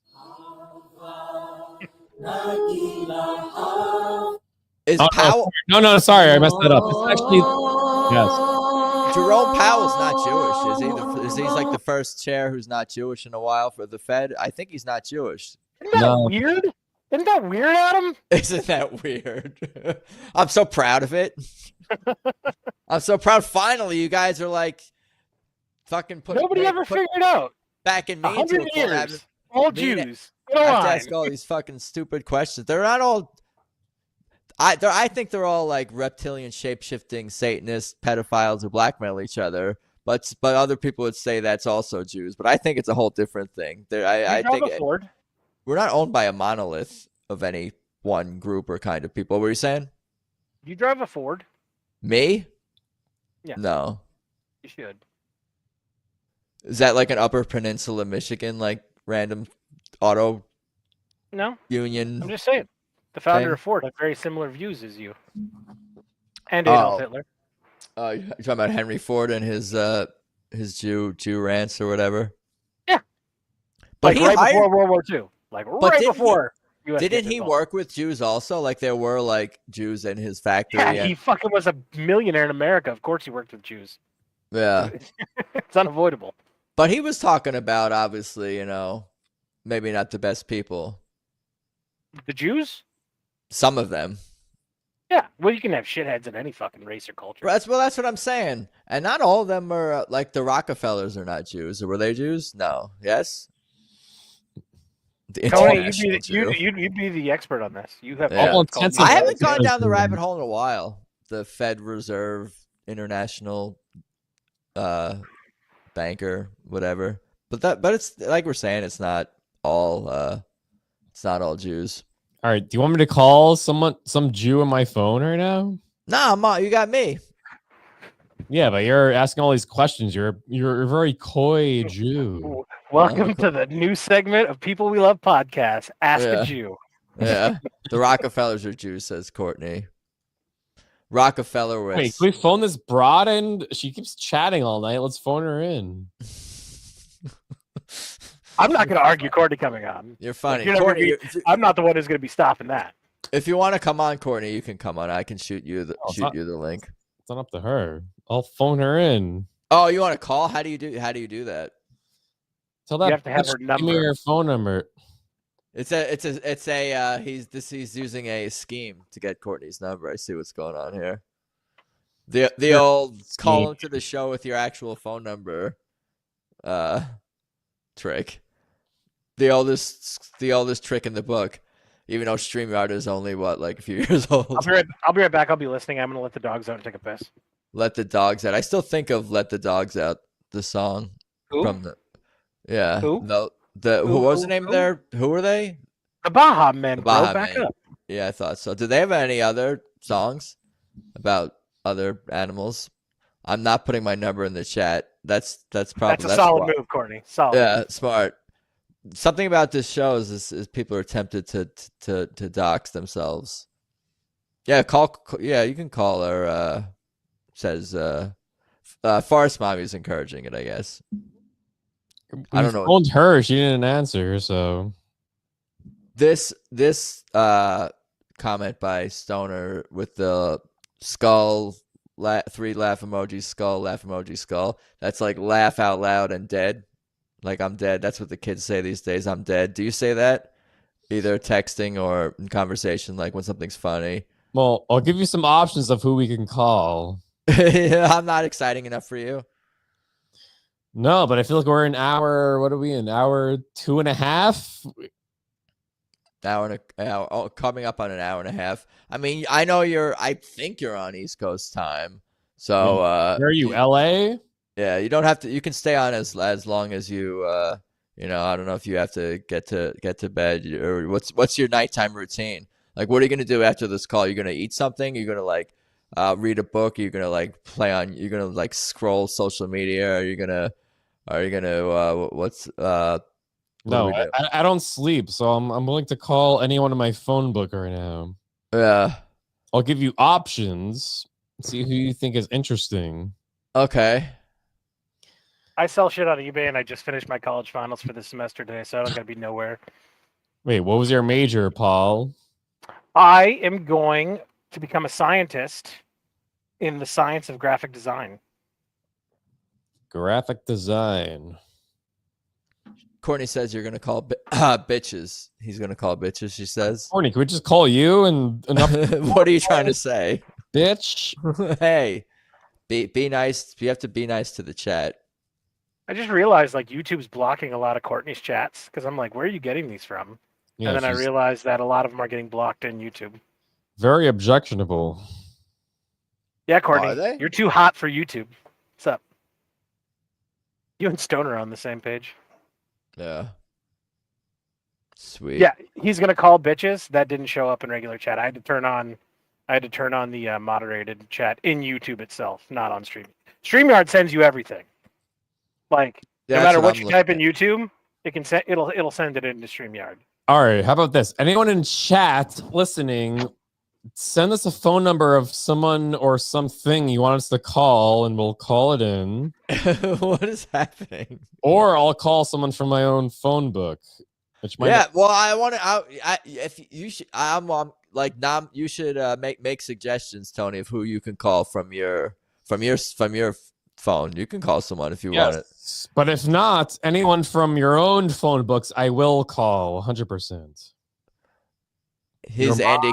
Dad, uncle who raped your ass. So I'll call. He's Andy Kaufman. Is that what's going on here? Performance art, dude. It took me 5 minutes of talking to Tony to realize, oh fuck, you're never gonna know anything really truthfully honest about Tony. So stop trying. I've had a few. You need to get there, Adam. You need to get there, Adam. Yeah, no, I'm to that conclusion and just enjoy the ride. Yeah, no, I'm starting to come to my senses on that front, but there's still like 5% of me that's like I want to talk about Tony's childhood and when he's vulnerable. I want to be friends or something like that. I know a lot about Tony's childhood. Yeah, his uncle was a scoutmaster. Yeah, absolutely, he was. No, I like to be entertained, so like. Tony is definitely a unique individual. Like you don't meet or come, Tony, Courtney says give her your number so she can call you. All right. Give her the call-in number. Fine. How do I get my number to her? Tell me what the number is. I'll put it in chat. So I'll DM you on chat. Just say it out loud. Sibling Revelry. Sure. Oh man. Oh, like you don't want your number public? I thought you put your number publicly like out every fucking episode. Yeah, was that true about your uncle? I don't have contacts with Courtney. Courtney doesn't even follow me on Twitter. Not throwing shade or saying anything, just saying. Wait, okay. So what's the best way to get my number to this chick? Courtney, how do we get Tony's number to you? By the way, Tony, sick way to get your number to a hot chick. Well done, sir. Was that Courtney? Valid excellence. Was that Courtney? Is her? She's on Twitter. That's what I thought, Courtney. I thought he had a call-in number that was public. Courtney with a COURTNY.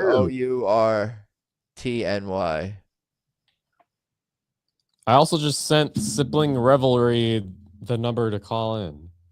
Jesus Christ, are we gonna have to do this like old school high school girl way? Jess, if you're watching, I'm gonna send you I'm gonna send you the number. You send it to Courtney. Oh man. Well, she didn't answer my call either, so She doesn't like you. yeah, clearly. She can't be on the phone while she took off her makeup. It's you don't have the same confidence even when it's on audio. No, I don't know. Yeah, I have all my makeup on right now. Why? Yeah, you told us about the dot. Oh, Courtney says her DMs are open. Damn, Courtney, you should have dropped that knowledge on this fucking chat. That was. It's Forrest Mommy said it didn't ring. Likely story.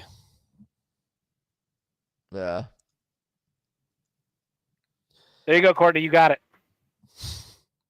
That's ballsy having open DMs. How many dick pics you chicks get? It's got to be a lot. Yeah. I mean, I think they all do. Yeah.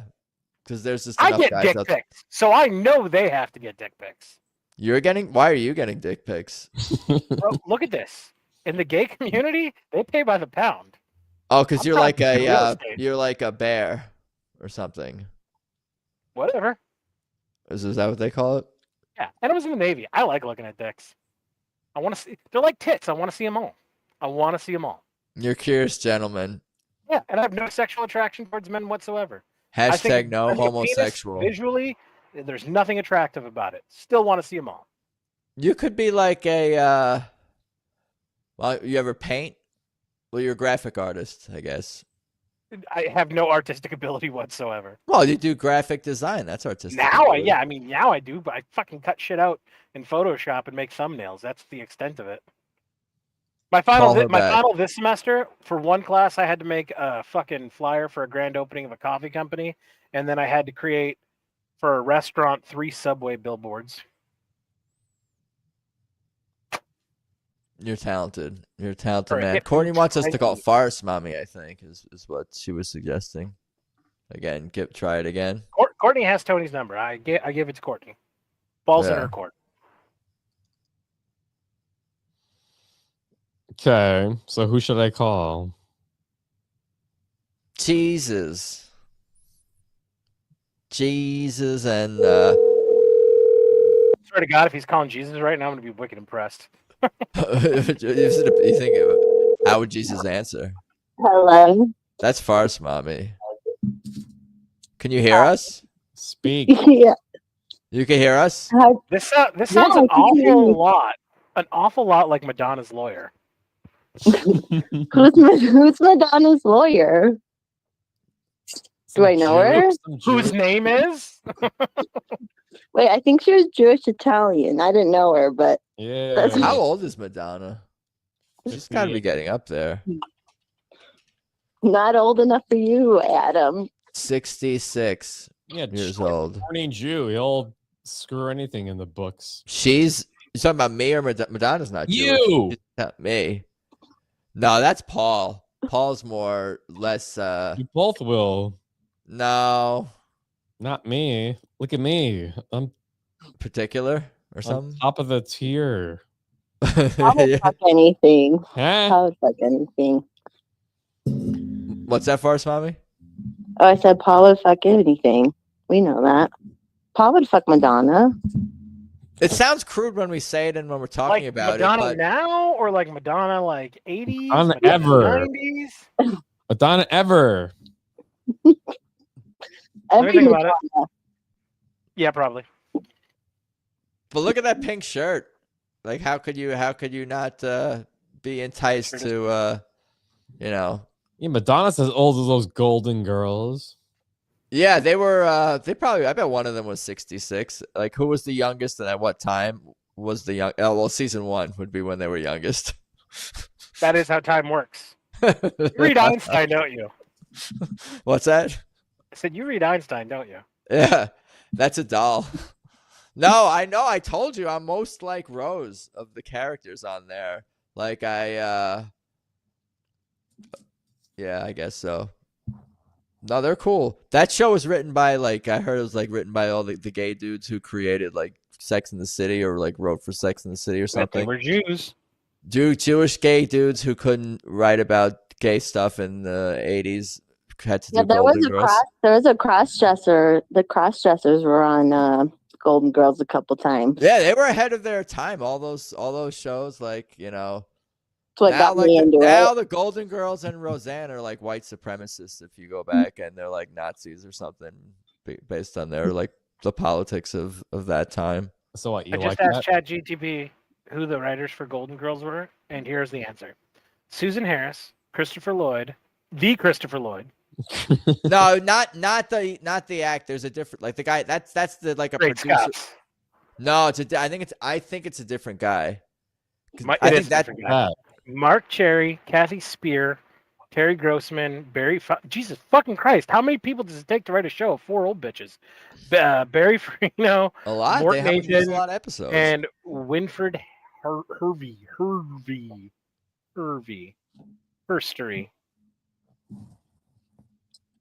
Yeah. Sounds like Choit's extended family. Yeah. No. Bring back Golden Girls. Hava Nagila. He's there. Here, he's give him a second.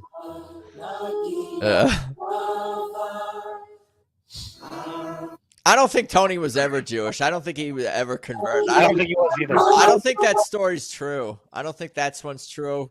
Like, if we're gonna do a little bit of detective work on this guy, Tony's probably Italian. Tony's like an Italian guy. Let's see. Most Huge Italian. faux pas you made, Choit, is that New York Jews and New York Italians are razor thin ice differentiation between the two. Yeah, all it is just to say, even like crazy moms, I think is what he's saying. No, Massapequa Park. Where are you from? No, it's Forest, mommy. To play guess Tony's childhood. If I had to guess, he was raised like in a far Eastern European Orthodox family, like Polish, something like that. His dad wore polos tucked into khakis. He changed his name. It's not actually Tony Peck. It was something more like Eastern European. Okay, side note. Letters. I'm glad you brought that. I'm glad you brought this up. This will be an interesting conversation we can kill some time with. Tony, is your real last name Peck? Yeah. Do you have any relatives who have ever served in the United States Navy? Mm-hmm. Is that true? You have to ask, how many relatives have you had serve in the United States Navy? Oh, this might go fucking horribly. 4. Are any of them females that are similar to you in age, give or take 10 years? Yeah, my great aunt was actually based on Rosie the Riveter, where she would do those rivets for the bomber planes. It was actually based not actually on riveting metal on metal to create a bond. It was actually based on scissoring, where Dwight D. Eisenhower, as you know, is warned against the military-industrial complex. He saw these 2 women scissoring, and it actually created the idea to him for bonding metal on metal, because metal on metal actually doesn't traditionally actually exist in nature. It's actually 2 different bonding agents consisting of metal and filigree, which is actually a different bonding agent. But all right, now that we got all that bullshit out of the way, my ex-wife was a Peck. That's why I was asking. yeah, so me and Paul's ex-wife actually were extended family.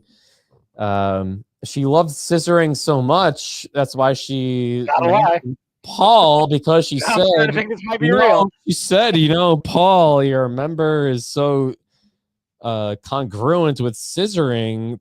There's really not much to speak of. So I think scissoring actually speaks well to me and my niece, Tony Peck, who also doesn't have really much to speak of.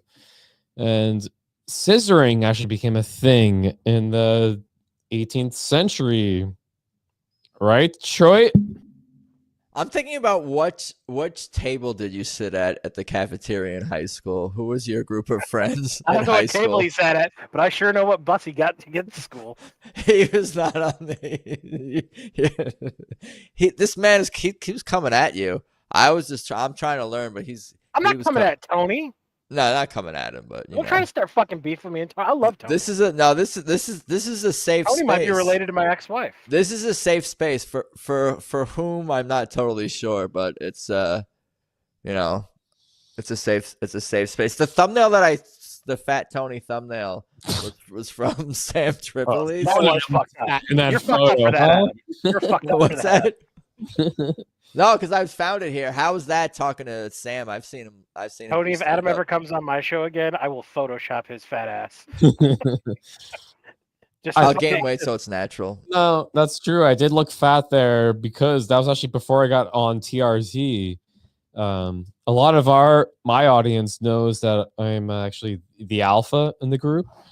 As Forrest Mommy also knows, who's also in this chat. I think. Is she still on the phone?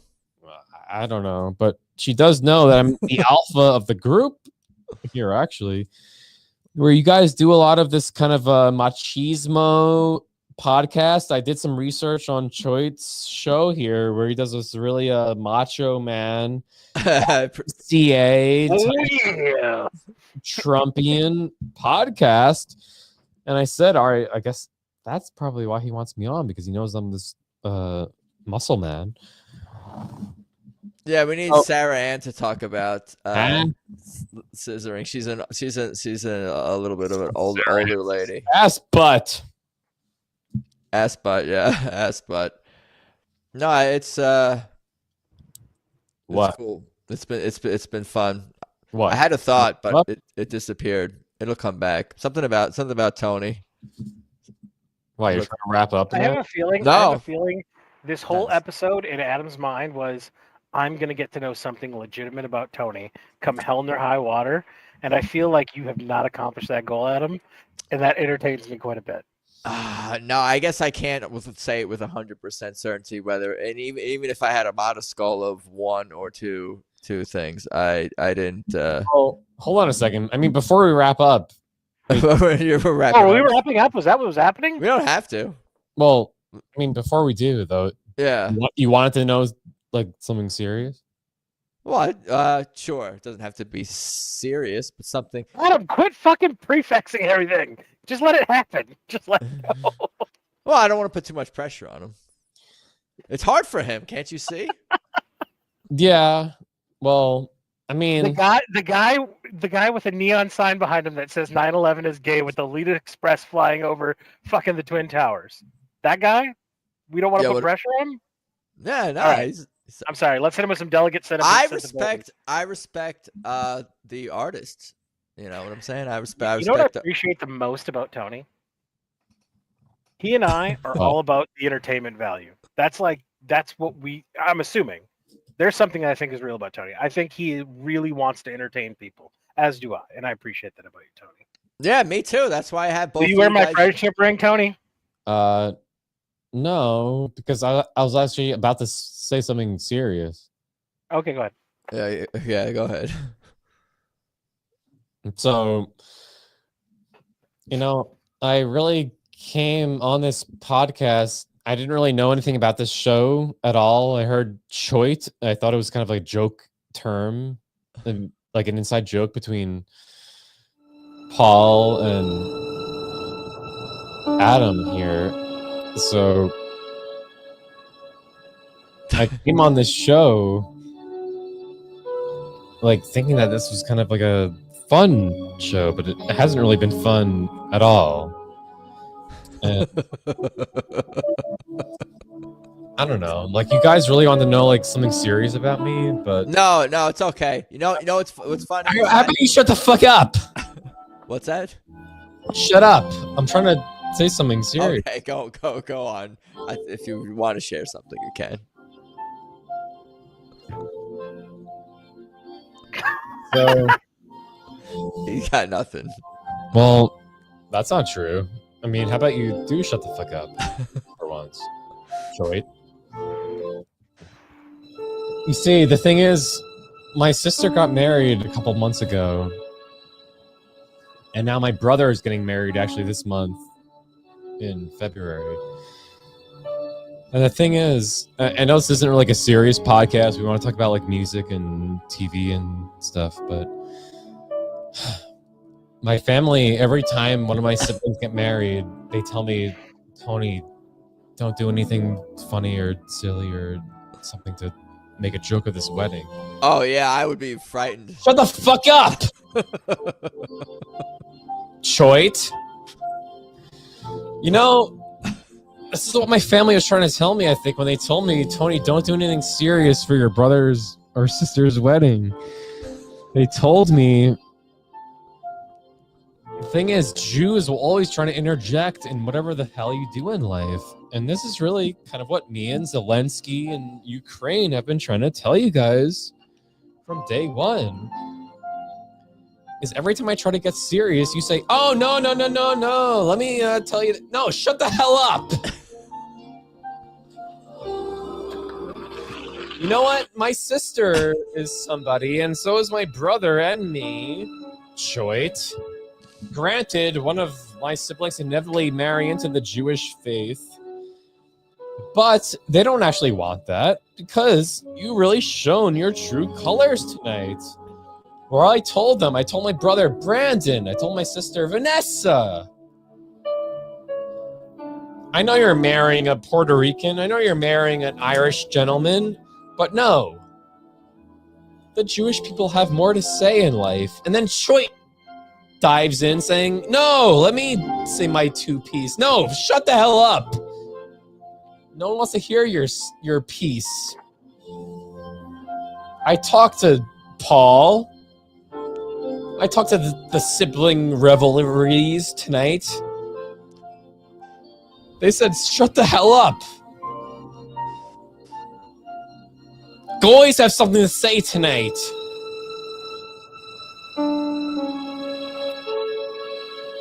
Right?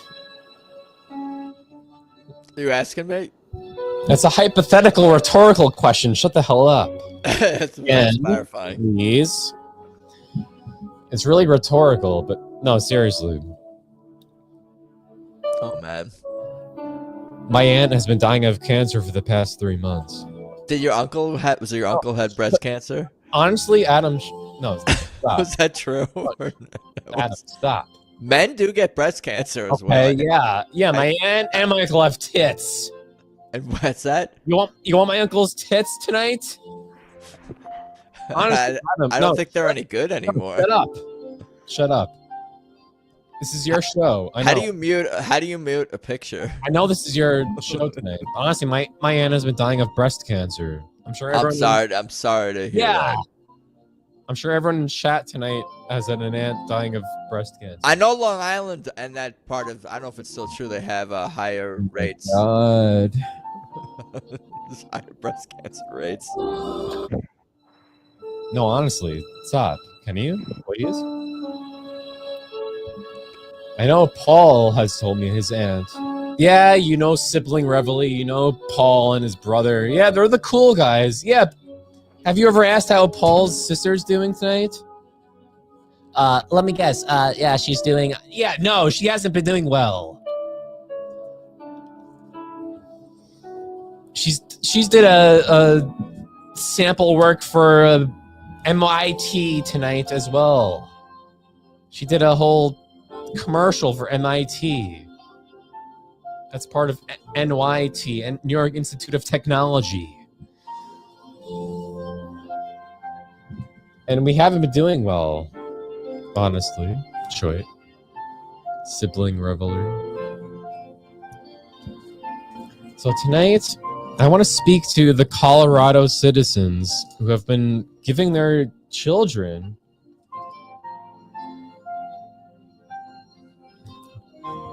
to the Colorado trans movement tonight. Because for the visually impaired, he's hold holding on up a baby second. statue. No. Let me where we go? Where's this going? I know we going way too long, but Forrest Mommy wanted me to say this tonight. The children's of the night. Really, Colorado have been doing this movement where children have been transing themselves, cutting off their cocks, and we don't want to do that anymore. Because I know Choit and Paul are also part of Colorado. And I've really been here as kind of just a goofy guest to say what I want tonight. But really, we're all here tonight because we're all trans. I'm trans-political. Choit is transsexual. Paul is trans-fat. Where we've all been becoming this other part of ourselves to become a greater part of the whole. If And the music stops, tonight does he is stop? to become a part of The music. podcasting as a whole. And let's all give a round of applause because we're all here tonight listening to be gay, to be straight, to be fat and thin. And really, when it comes down to it, we're all here as one. And Choit, take it from here. And That was quite a. You were on a roll there. Shut the fuck up, Adam. Shut up. Do you act? Go on. Do you act? Are you an actor? I feel like I could cast you in something, and you're like because you really commit. You could commit to something, but yeah.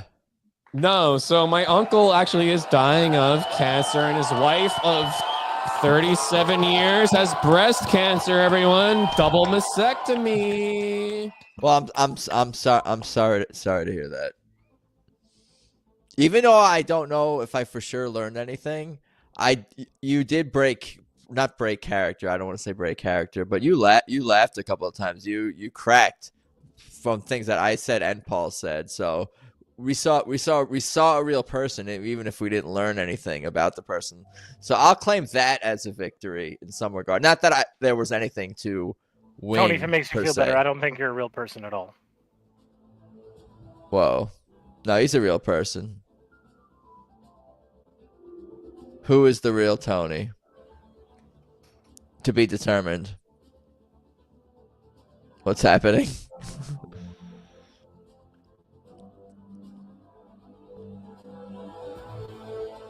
Anyway, perhaps now might be a good time to wrap things up potentially, unless anyone else is. What's up? Why? Well, it seemed Why would like you want to wrap this up? because Got a lot of talking. people, got a lot of people in chat. The party's going. I'm Well, getting a people little. wanna I'm getting a continue. little spacey. I'm halfway through my 3rd gallon of water of the day. I'm drinking coffee. He's Our drinking. boy Tony just poured his heart out about his real life and the things going on in it. You got your wish. Yeah. Why would you want to true. close this party down? Well, I'll leave it up to you guys and to chat. I'm on even earlier, so I'm down to hang out for a bit. Yeah, Adam, what the F, says Stoner in the chat.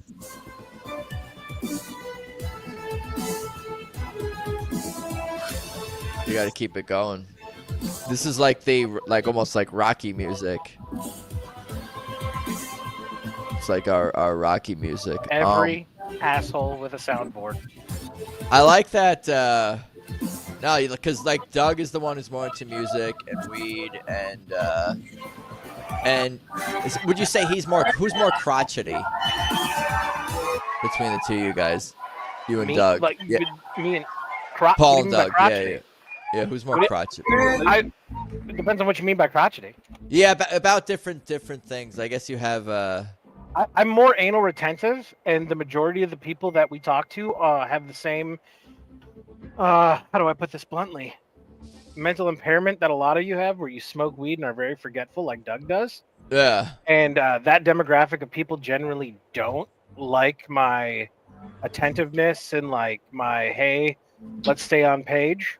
Yeah. So I would say I'm more crotchety in that aspect, but if it's like old man shouting at the sky, I would say that goes to Doug.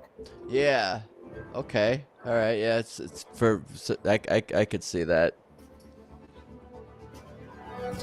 I would really think it would be fun to direct like a feature film that's like a Borat, Sacha Cohen type movie with Tony, like going around the country causing havoc. I think you would hate filming that film. No, I know the logistics and dealing with Tony would be the challenge. But in terms of the story and the potential content and the should I mute him or no? I mean, You do have that ability. I do not. Yeah. because he's not talking and he's just playing music. We could. That's you. Did you steal his sounds? No. You like recorded his sounds and then added them to your sounds, or vice versa. Also, you guys are like, it's like we're living in the future or something. So what did someone say? Something about soundboards. Someone had a comment about soundboards. Anyway, what were we just talking about 2 seconds ago? Stoner. I don't remember. Making a film. Oh yeah, with Tony. Yeah, we can brainstorm something. Yeah, some kind of like road trip movie. Those are harder to make though because they involve traveling. So like one location would be more feasible. Greatest road trip movie ever. Go. Greatest road trip movie ever. In your opinion? I don't know. Dumb and Dumber. Because it's already the greatest. It's already like, if someone says Dumb and Dumber is the greatest movie ever, like I'm not gonna argue that.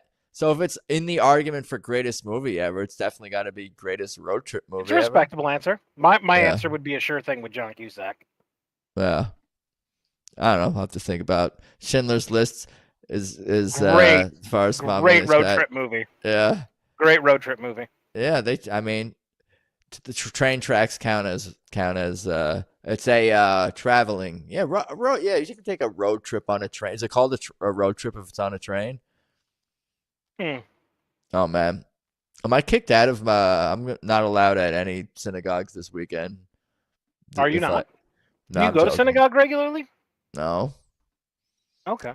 I'm down to have a rabbi friend. I would like to have a cool rabbi friend. I think like, oh yeah, that would be. Well, you do have the bloodline where you could have that really easily. Yeah. I'm afraid they're all going to be like too. It would make me jump through hoops. They're all going to be like progressive. They're all going to be like two progressive rabbis. They're going to be like. Unmute him. He's back. Transing the kids rabbis, or like build the golf courses in Gaza rabbis. I need to find like the libertarian, like Ron Paul, but a rabbi or something. The Ron Paul of Jews? Yeah. He's not Jewish, but that's okay. Yeah, I saw Tony laugh a couple of times during the episode. I was like, that warmed my heart a little bit. That is nice that making Tony smile and laugh is a big deal to you. Yeah. I think that's awesome. I didn't think about it until I bet Tony reciprocates that feeling to you, Adam. Yeah. Yeah. Well, the thing I was laughing at was I was looking at my phone at Drudge Report, where this Palestinian hospital just got bombed by Israel, which was kind of cool, right, guys? But was that really a new? Absolutely, yeah. Yeah. That's why I was laughing, because that sounds not ceasefire. Hey, man, you ruined the moment. I was having a moment. Did you just squeeze in a Nazi there for like on accident, or did you plan that, Adam? What's that? I did not see that coming. Did I say that? Yeah. Yeah. That was an accident. The people you love is Israeli nationalists that killed Gaza babies, correct? I'll be honest, I'm indifferent about it. Yeah. I'm not losing any sleep over that tonight. No. I'm not a big fan of killing children and women and civilians. Like me personally, but I mean, hey, to each their own. I do like it is kind of it is kind of a virtual signal when I say that, but I don't know. We all have to virtue signal in our own ways. Do we all virtue signal in some way, in some regard? Yeah. So the weird thing is, I read this article before coming on today. Was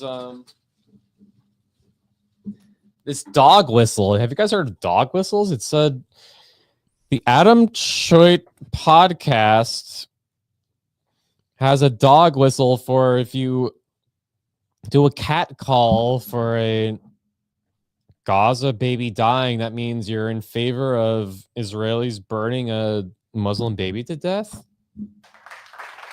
Wait, what? I don't know if Paul understands. He's clapping though. Well, your attorney sent me this thing. Is that true or no? I don't think I have a lawyer, but yeah, your attorney sent me this paper. It says if you're in favor of a Muslim baby dying, please clap your hands. and then it said, "Sincerely, Adam Choit." Yeah. Who is that again? Is that you? Or I your? guess not. Huh? I guess not. It's not you? It's not me. Wait, who's Adam Choit? Hey, man. Hey, man. What's up? What's Paul pointing at? Me. He's pointing at me in the box. Oh, that is you. Cool. I feel like I'm on your podcast, which is kind of fun. It's like, Yeah, well, that's what my attorney told me. I'm not sure who Adam Choit is. Choit? You? Or is that someone else? No? Huh? Oh, man. Paul, what's your favorite David Lynch film? Let me look at a list of them. I like David Lynch as a TV writer. You're a movie guy. Hey, no, I know. I just got to look at a list of them. Okay. I'll give you an answer.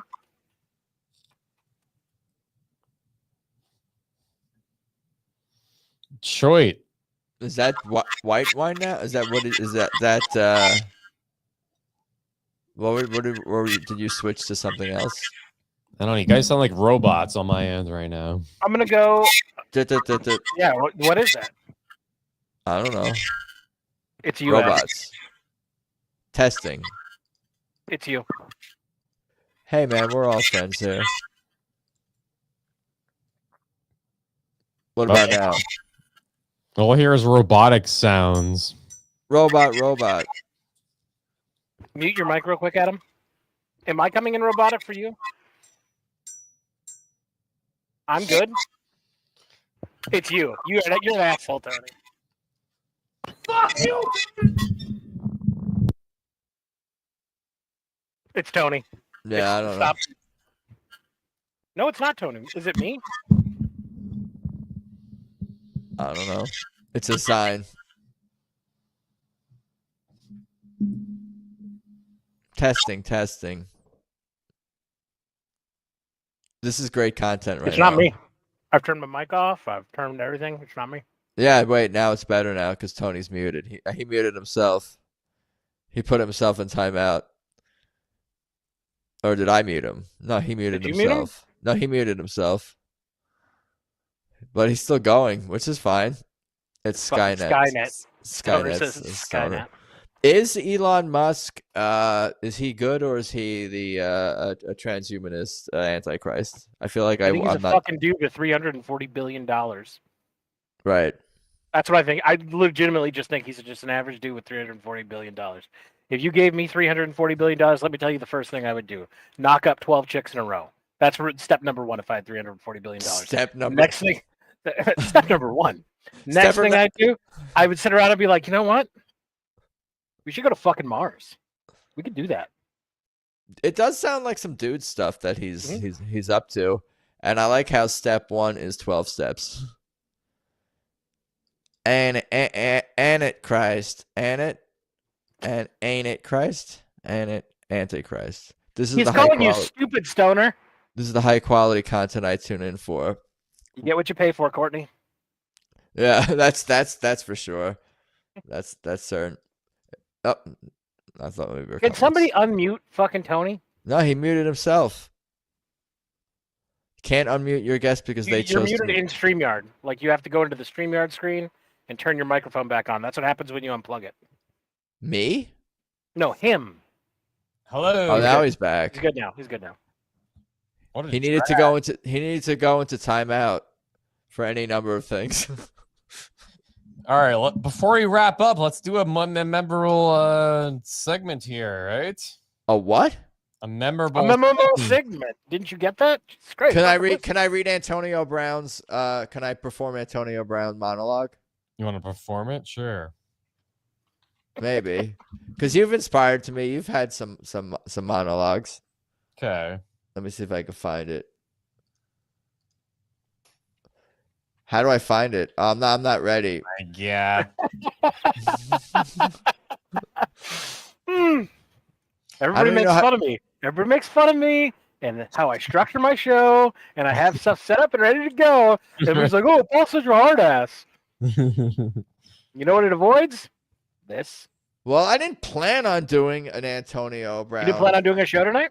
I didn't plan on doing an Antonio Brown monologue. I planned on getting to know Tony. You're doing a bang-up job. You can see where I went wrong. But we made him smile and chuckle a few times. So that's like making Tony spontaneously, organically smile and chuckle is like the equivalent of... You love rape? What's that? I suppose not. Did you say grape? Let's phone someone in my contact list here, unless you have someone, Choit. What's that? You have someone you want to phone, Choit, or should I phone someone?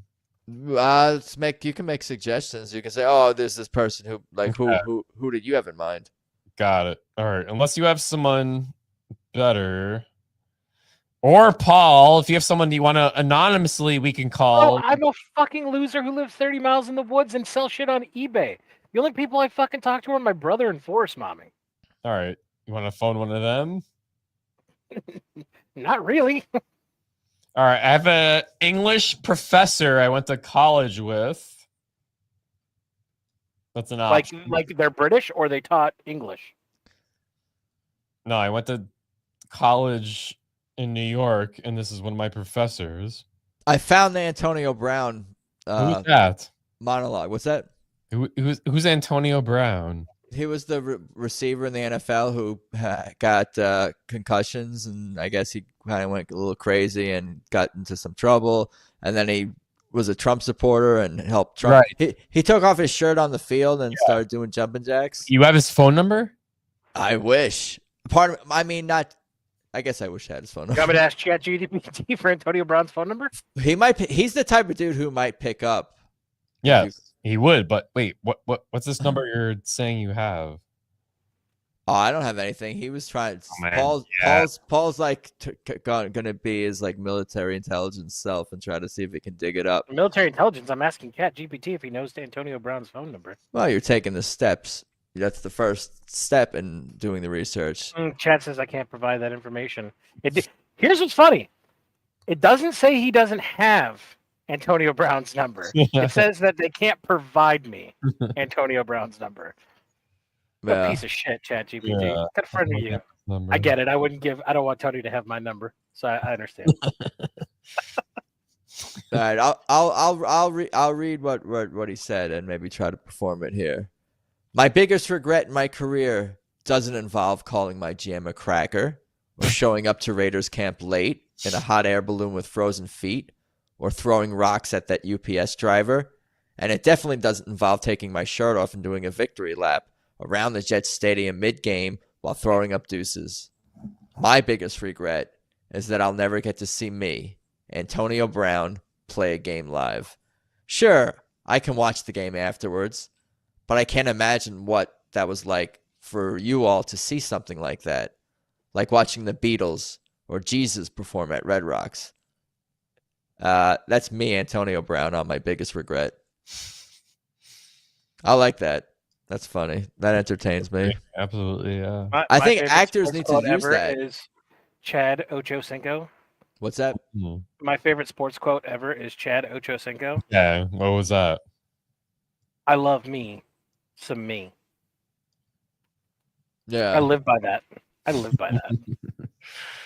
Like 3 times a day, twice in the shower. Confidence, etc. He was arguably better than Antonio Brown. Chad Cinco, without question. Yeah. I almost called in, but things derailed. I didn't want to interrupt, says Courtney. Interrupt what?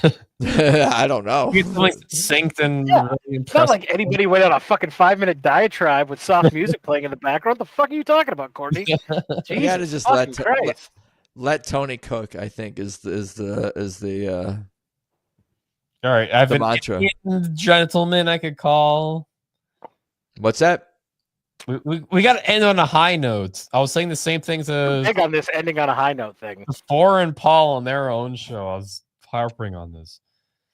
Oh, about trying to end on some kind of you want a closer, you want a finale. Yes. So Choit, you're running the show here. So I normally we just get tired and hungry. I thought that's like when the podcast ends. When somebody has to like do. All right. So we got an Indian gentleman I could call. Dot or feather? Dot. I saw someone tweeted that there's no Native American restaurants, and I kind of was like, oh, maybe there's some truth to that. Like overtly Native American restaurants. I know there's very few Native Americans, or fewer of them. So they want a Native American Long Island restaurant. There'd be none of them if we did the job right the first time. Who's we? You know, all single the royal we. The whites. It was a big. Just kidding. I love the Native American culture. There were a lot of victories for the whites. I know that there's like a couple of white football players on the Eagles who did well in the Super Bowl, and then like USA Hockey is doing big things this week. Exciting whites. You've seen that meme before with the wine?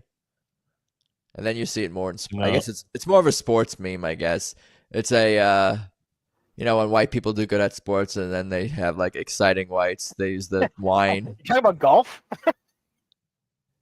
I'm talking about occasions. Occasional things, occasional occurrences when white people are good at white people are good at sports. Some more than others. America's a melting pot. Golf and baseball. That's what we got left. Hockey too, I guess you can count hockey. Yeah. Anybody can do anything. This is America. We're making America. Wait, has the rest of that great? Great again. Great again.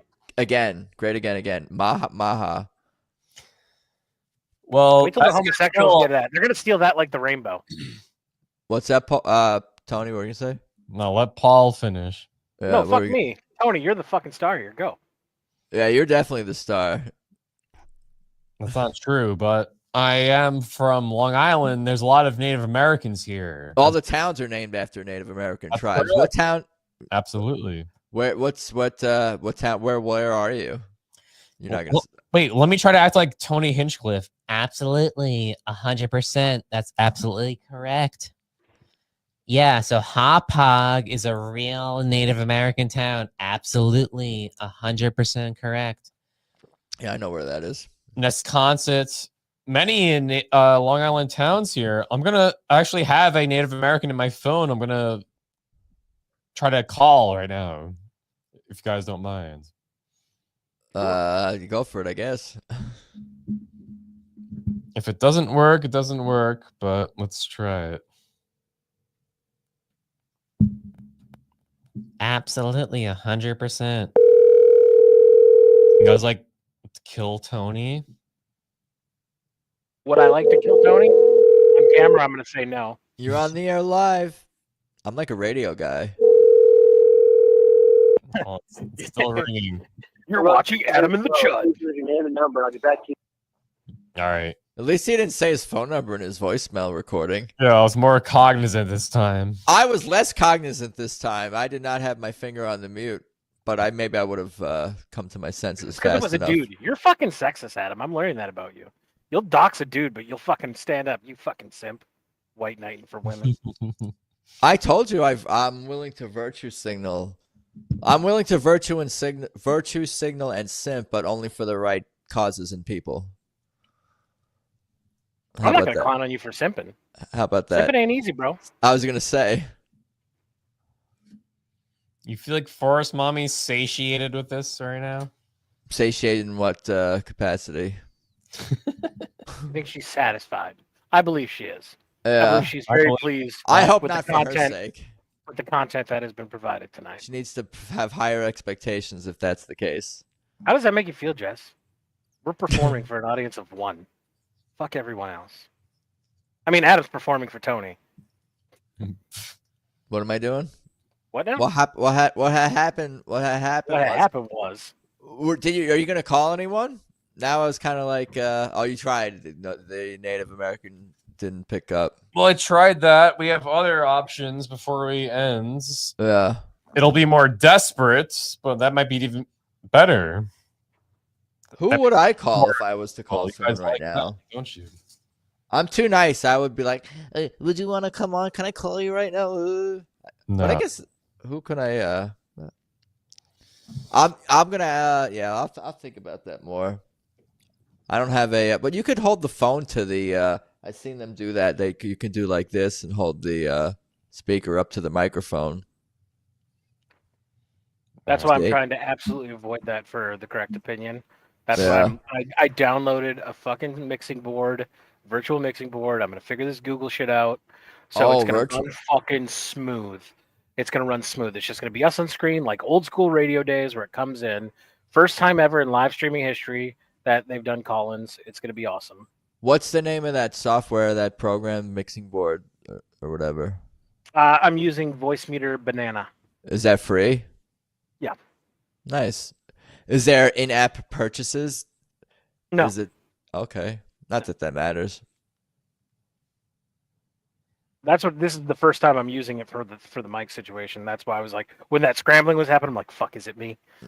Forest Mommy I don't know if she's thanking you for doing the work or is just learning about some aspect of it, but she's saying thank you, I assume, for working on the phone call setup thing. Thank yous from Forest Mommy are like anything from Tony. You never know what's real and what's not. I like Tony's hair. It looked different maybe. Does it look different now than it did an hour ago? All right, do you want to try calling Derek Chauvin? That name sounds familiar. Who's that? You have reached the Minnesota Correctional Facility. He's that gentleman who George Floyd. Floyd crossover to the other side. I don't think you're gonna be able to get him at this hour of the day, especially it's later. You got to try him earlier in the day. Let's try it. You're trying the. Yeah. Where is he? He's in Minnesota somewhere. Minnesota. What kind of? Well, I'm not the expert on the case, per se.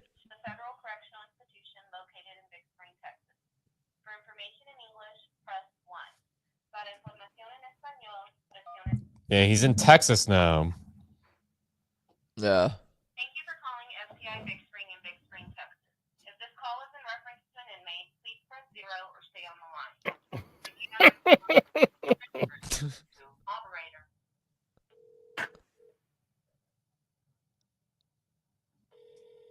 In tech. Oh.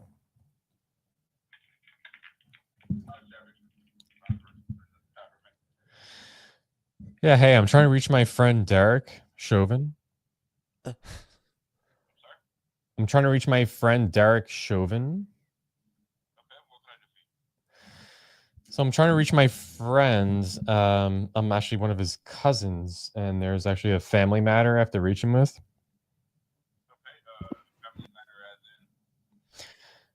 Well, it's I don't know, it's a little personal. Oh, okay, I see. So it's actually his nephew's birthday, and it's someone he was actually the godfather of, and we actually want to reach him to just wish him a personal message. Yes, unfortunately, that's not how it works. He can reach out via mail or phone call at his convenience. We don't relay messages here. Email, did you say? I'm sorry? Did you say email? No, by mail. Oh, physical mail. Yes. Can you give me that physical mail address, please? He will be the one to send it out. So how do I reach him if you won't put me through? You can mail him a piece of mail, and it would be at 1900 Sibling. What? Sibling S. I don't know. I figured I would.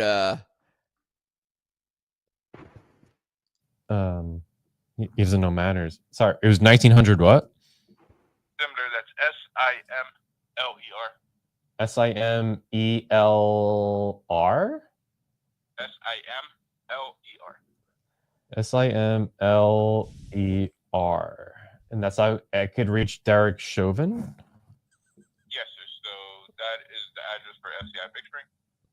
You can send him a corresponding letter, make sure it has his name, BOP number, and it should reach him. Can you give me that number, please? The number that's something you would need to have. You don't have that? I don't give that out Why not? because it's a personal number. If you need assistance with that, you can call 202. 307 31. And is this Derek Chauvin's number or Derek Chauvin's number? That is a number that you will call requesting information in regards to this inmate. Okay, because I actually have some breath credits I want to give to George Floyd on behalf of Derek Chauvin. Is that possible or no? No, sir. Any other relevant questions you Huh? may direct us? Yeah, no, but I want George to. Hello? Okay, well, that didn't work. Yeah. Really? That's a shocker. I Oh, thought man. we'd get George Floyd to breathe for Black History Month, but You tried. no. It was an admirable attempt, Tony. Yeah. At least we got a person on the line. Yeah, I do appreciate Adam that you said a person and not a man. Very respectful of the gender. I wasn't sure how public the phone numbers he was going to be giving out was. I was like, is that a personal? Like, I did have the thought, oh, he's calling a public thing that's you can find, but I wasn't 100% sure that every phone number that was going to be spoken was a Googleable phone number. So I was like, yeah, maybe. And that we didn't mention that guy was live on a stream either. So I just figured. In Texas, is that correct? Yeah. I thought Minnesota. Is Texas a No. two-party consent state? What, George doesn't consent anymore? He's talking about for the stream. I think. Like, can I? Wait, you're in New York, right? He's in New This is York. I'm irrelevant. in California. You're in. Doesn't matter. Texas is a one-party consent state. Nice. And what does that mean? It means only one person that's party to the call can record it and does not have to inform the other person that they're being recorded. Wow. Plus, it's a government line that's recorded anyway. Yeah, that's true. They're recording it too. All right, who else do you want me to call before we wrap up? No one. Do they have a higher quality recording that we have? Because I could splice in their recording. Courtney, are you in Texas? For the audio? Yes. Paul is that what Paul was doing to me while I was on the call? Like he was signaling. You were giving me military signals. I was saying, look at the chat, dude. Quit muting him. Yeah, we talked about that already. Oh, that's right. You're in Seattle. Are you in Seattle? I lived in Seattle for a I couple think years. nearby there. Yeah, who was near watching? Yeah, you were someone else was near watching. Oh, Luke was in Bremerton. Yeah, Luke. Luke I was was near stationed at Washington. Bremerton. Yeah. On the beautiful Puget Sound. Yeah. Where the weather is only matched by the personalities of the locals. Yeah. No offense, Court. Maybe we wrap up. What do y'all think? Do you want to wrap up, Adam? I'll hang up when you hang up. No, it's what You hang up. No, peeps are hanging. Don't you people have to go to sleep? Don't you have something? No, we're all streamers and we all sell shit on eBay or live off a man. Yeah, I like know. God intended. Yeah, I'm finding that. No, this is cool. No, I appreciate everyone hanging and on camera, off camera, the phone callers, the correctional facility officers, and everyone who's participated. All right. I think my last ditch effort, Choit, is to phone the dancing Israeli that I talked to on 9/11. Is this male or female? It's a male. I'm gonna have to pass on this one. We're getting requests from the chat for bitches. Yeah, you got to call a female. All right, let me see what females I have. And this request is coming from a female. I don't know if that matters or not, but It does. for me. Yeah, no, because people, when I tell people, oh, I'm streaming Monday night at 11 p.m. Or whatever Eastern, some people are like, that's late, and I'm like, all right, but like, I don't know, that's my new time. I don't know, because I based it on when you guys all stream, basically, or if none of y'all have like Monday night regular, I guess that's when I'm gonna. I love doing late night streams. Yeah, no, I don't know. It just seems like gives people, myself, something to look forward to on Mondays or whatever. But obviously, like, you're Friday, right? And Saturday, Paul, and Simcast is Sunday. And when do you like Vietnam, Adam? There are no rules. That's true. But but I'm enjoying this for this podcast. For the Tedeschi Trucks podcast, I kind of more follow the band and their touring schedule and whatever. But I'll tell you what I enjoy about your podcast, the timing of it. My busiest days of the week are Sunday and Monday. Like, just everything, well, Saturday too. Everything accumulates on the weekends for me. Whether it's doing streaming, whether it's selling shit, or doing the YouTube channel or any of that bullshit. It all happens like right on the weekend. And then Monday starts college. And I just spend all day doing the weekly schoolwork for college. To where like my brain is fucking fried by like 5, 6 p.m. And then I just chill out and I'm like, sweet. People We Love is coming on in like 4 hours. That'll get me through the night. And that's my nightcap on Monday. By the way, thank you for having me on. Yeah, I thank appreciate being you. here. Yeah, thank you for supporting and hanging out in the streams over the course of them over the last few weeks, whatever. Mm-hmm. Do you notice a lot of other people like doing Monday night? Like, who's streaming right now on? I mean, obviously, I'm not the only one in the universe. I don't care about anybody else. I care about my Right, I friends, appreciate that's that. Yeah, that's like kind of like my favorite. That's why I like this whole like, a lot of credit obviously goes to Forest Mommy and all that. It's like we create our own little. What's the word for like friends and celebrities and a community? Yeah, I was going for something more like, community. Yeah, that's true. We can just use it. Yeah, sure. Tony's working so hard over there. Yeah. He's trying to find like a Native American Jewish lady who like some kind of cross section of all his I don't know. All his dreams come true. No, I don't know. Who else is streaming right now? Tom Grossi. Who's that? I follow him. He's got 3,000 people watching. You think you're better than me? Because you have 3,290. Truthfully, honestly, like I hate generally what the major population's like, and that's kind of how I am with streaming. Like, I love just coming across random streamers and watching their shit. Like, and this is not a plug or like a hitting on Courtney thing, but I found Courtney randomly. And then like a week later, she was on Simcast with Force Mommy. That's and funny. Like, randomly, yeah. Obviously, I found her or not obviously, but I found her through Simcast and all that. But yeah, Courtney, we all enjoy your streams, chill vibes, and we're all building communities. Hot blonde, dogs, and police body cam footage. Yeah. I mean, the fucking thing sells itself. Yeah. We're finding ourselves. How's it going, Tony? What's wrong? Tony looks Tony pretty fucking defeated, man. What's that?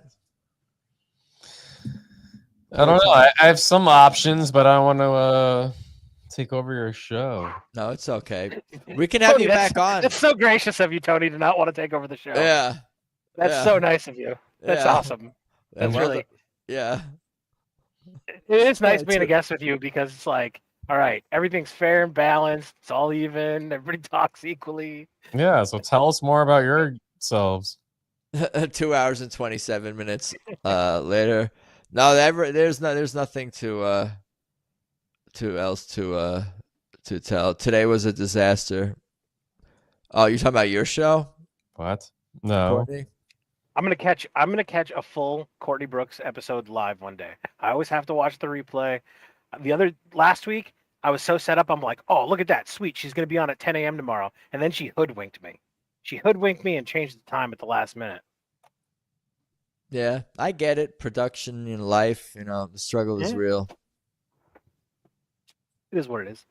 Oh, I was gonna ask. Let me write down.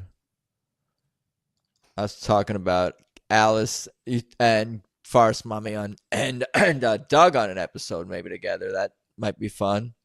So how about 3-3? Forest Mommy. How's that sound? Monday night. Sounds good. Sounds good to yeah. Tony. I'll put question marks. Forest Mommy, Alice, Doug, question mark. Noon Pacific time, usually Courtney. Daytime. I know daytime. Daytime, midday-ish morning. Streaming. Streaming's fun. Keeps me off the streets. It's okay at best. Yeah. Streaming. I accidentally scheduled a Friday stream twice and didn't delete from YouTube when I deleted it in StreamYard. Says Courtney. I've already forgiven her and moved on. Yeah. She's the one holding it. He's my booker. Paul's your booker or Paul is not her booker. Doug is your booker? Who's Forest Mommy's booker? If I booked our show, Me? if I booked Sibling Revelry, it'd be a totally different show. And that's not saying that I think Doug does a great job booking. I would just get a different caliber of guest. Meaning what? The most of them suck. Most of your guests suck, or you would get ones that suck? I'm just kidding. Most of our guests are great. Yeah. Porn stars. Realistically, seriously, porn stars are the worst to book. They cancel the most. I You do guess, Tony? Guess that they're not the most reliable, potentially. I wouldn't want to assume, but. You do guess, Tony. Yeah. Porn stars? We haven't had a porn star yet.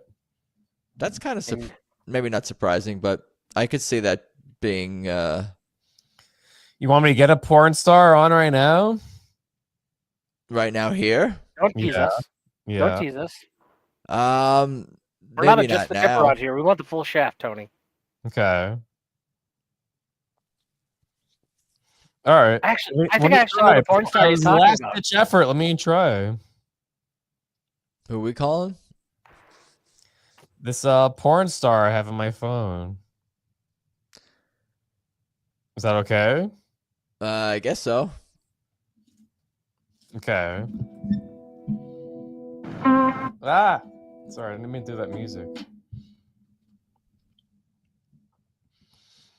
All right, I know your fans love porn, so let me get a porn star on the line. Is that okay?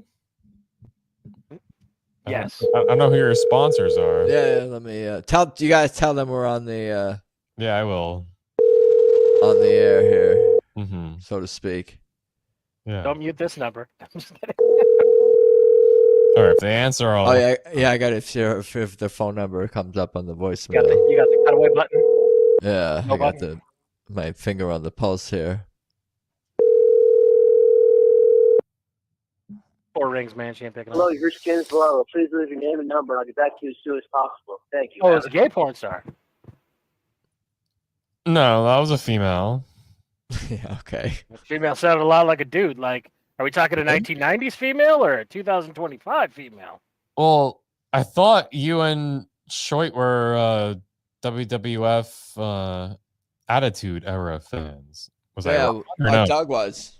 Oh, I like wrestling. Yeah, Oh, I'm a you huge did, wrestling yeah. fan. Paul was too. I am and was way more of a wrestling fan than Doug ever was. Oh, all right.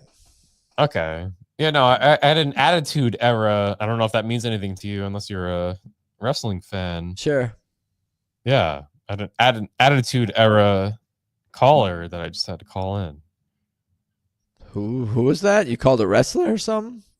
Yes. Yeah. So in the 90s, there was this era of wrestling in the WWF before Called the it became Attitude WWE Yeah, I know. Yeah, they Stone Cold and that all they that. call the Attitude Era. And I course. actually have an Attitude Era wrestler in my phone. I was calling. They didn't answer. I'm not going to say who it was until they actually give me clearance to say who it was. But Didn't they say their name on their voicemail? But I couldn't really make out who it was.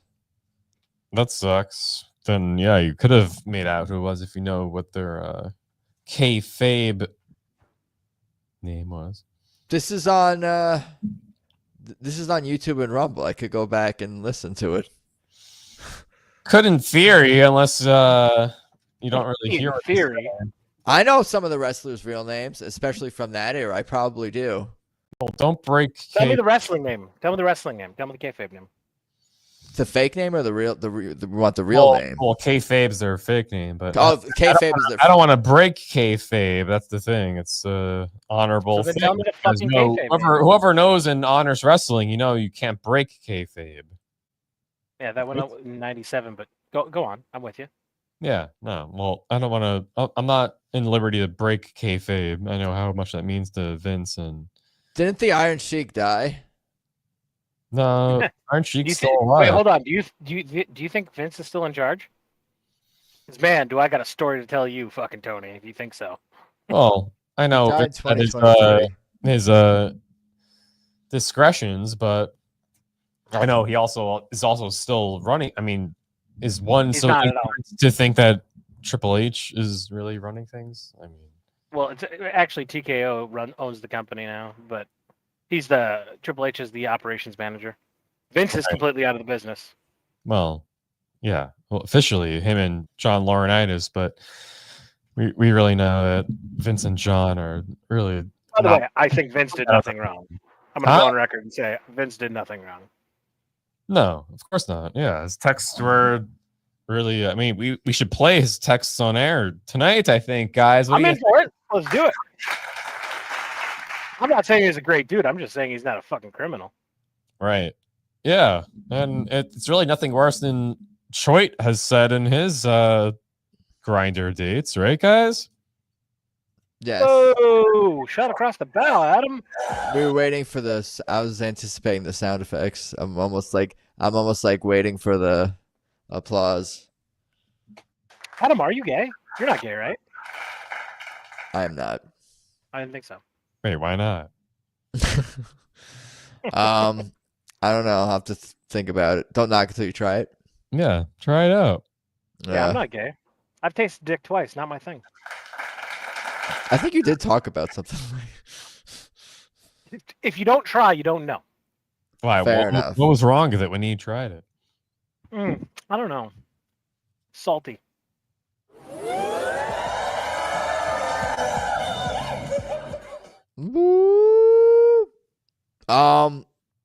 Maybe now is a good time to wrap things up. on I that would note, love if somebody goes back and timestamps every fucking time Adam goes, maybe now's a good time to end it. And then go timestamp every time Tony goes, wait. We gotta end on a high note. it's hard to leave because there's people here actually listening to and must be enjoying this on some level. But everybody's enjoying this. You're not enjoying this?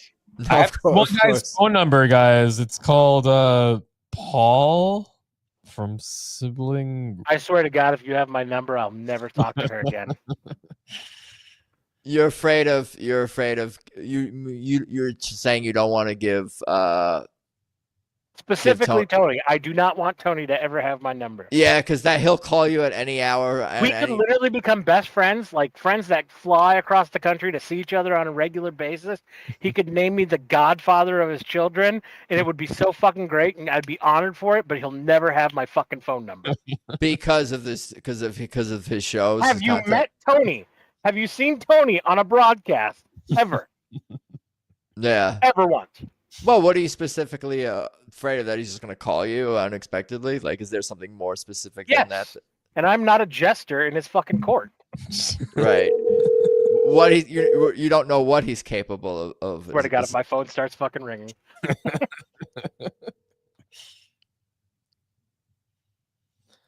Hello, you're on the air with a dancing Israeli. Is this correct? All right, we reached the voicemail box of a dancing Israeli. Does anyone want to leave a message for a dancing Israeli? I'll give you the honors. I love your people's work. We love your people's work. You guys actually did a really good job of performance art over 20 years ago, which really stands the test of time, which we really haven't expected as art. Like Jumanji 1 flopped after a few years.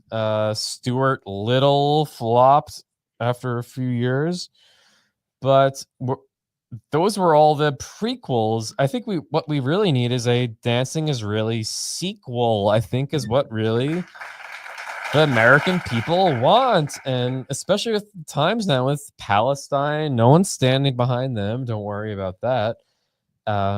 Buildings collapsing out of nowhere. And I think it's really, the time is ripe, Mr. Dancing Israeli, for the sequel. Is anyone even there on the other end of the line? He's leaving a voicemail. Oh, is this Shut still the going? fuck up, Adam. Dancing is really is Adam Choit. I'm sure you've heard of that gentleman. People We Love podcast. You might have heard of it. On Thanksgiving. Number one podcast in Israel. Absolutely. So what we really need is, before this message cuts out, is for you guys to do another dance, another revelry moment of your siblings of the Jewish faith. And we'll call that really a sibling revelry of you and your Jewish brethren dancing in revelry to bring down more skyscrapers in Manhattan, which has really been long overdue, if I might say so myself. And let me know your thoughts. We could coordinate this, have a requirements gathering session with your corporation and ours, and we'll go from there. And thank you very much. Anything else? Nope. Record your message after the tone. Shut up, bitch. All right. So we left a message for... That was a real-life Dancing Israeli. Well done. Paul, before we end on a high note that Paul wants to end on. I don't care how we end this. I don't care.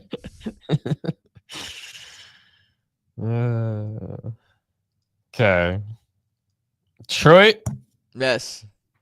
Hello. I'm awake. Do you have any siblings I can call? No. Oh, No, Tony, I did don't. want to ask you earlier when you were on your diatribe. I did sell a remote control. Shout out Phoenix Sales 85.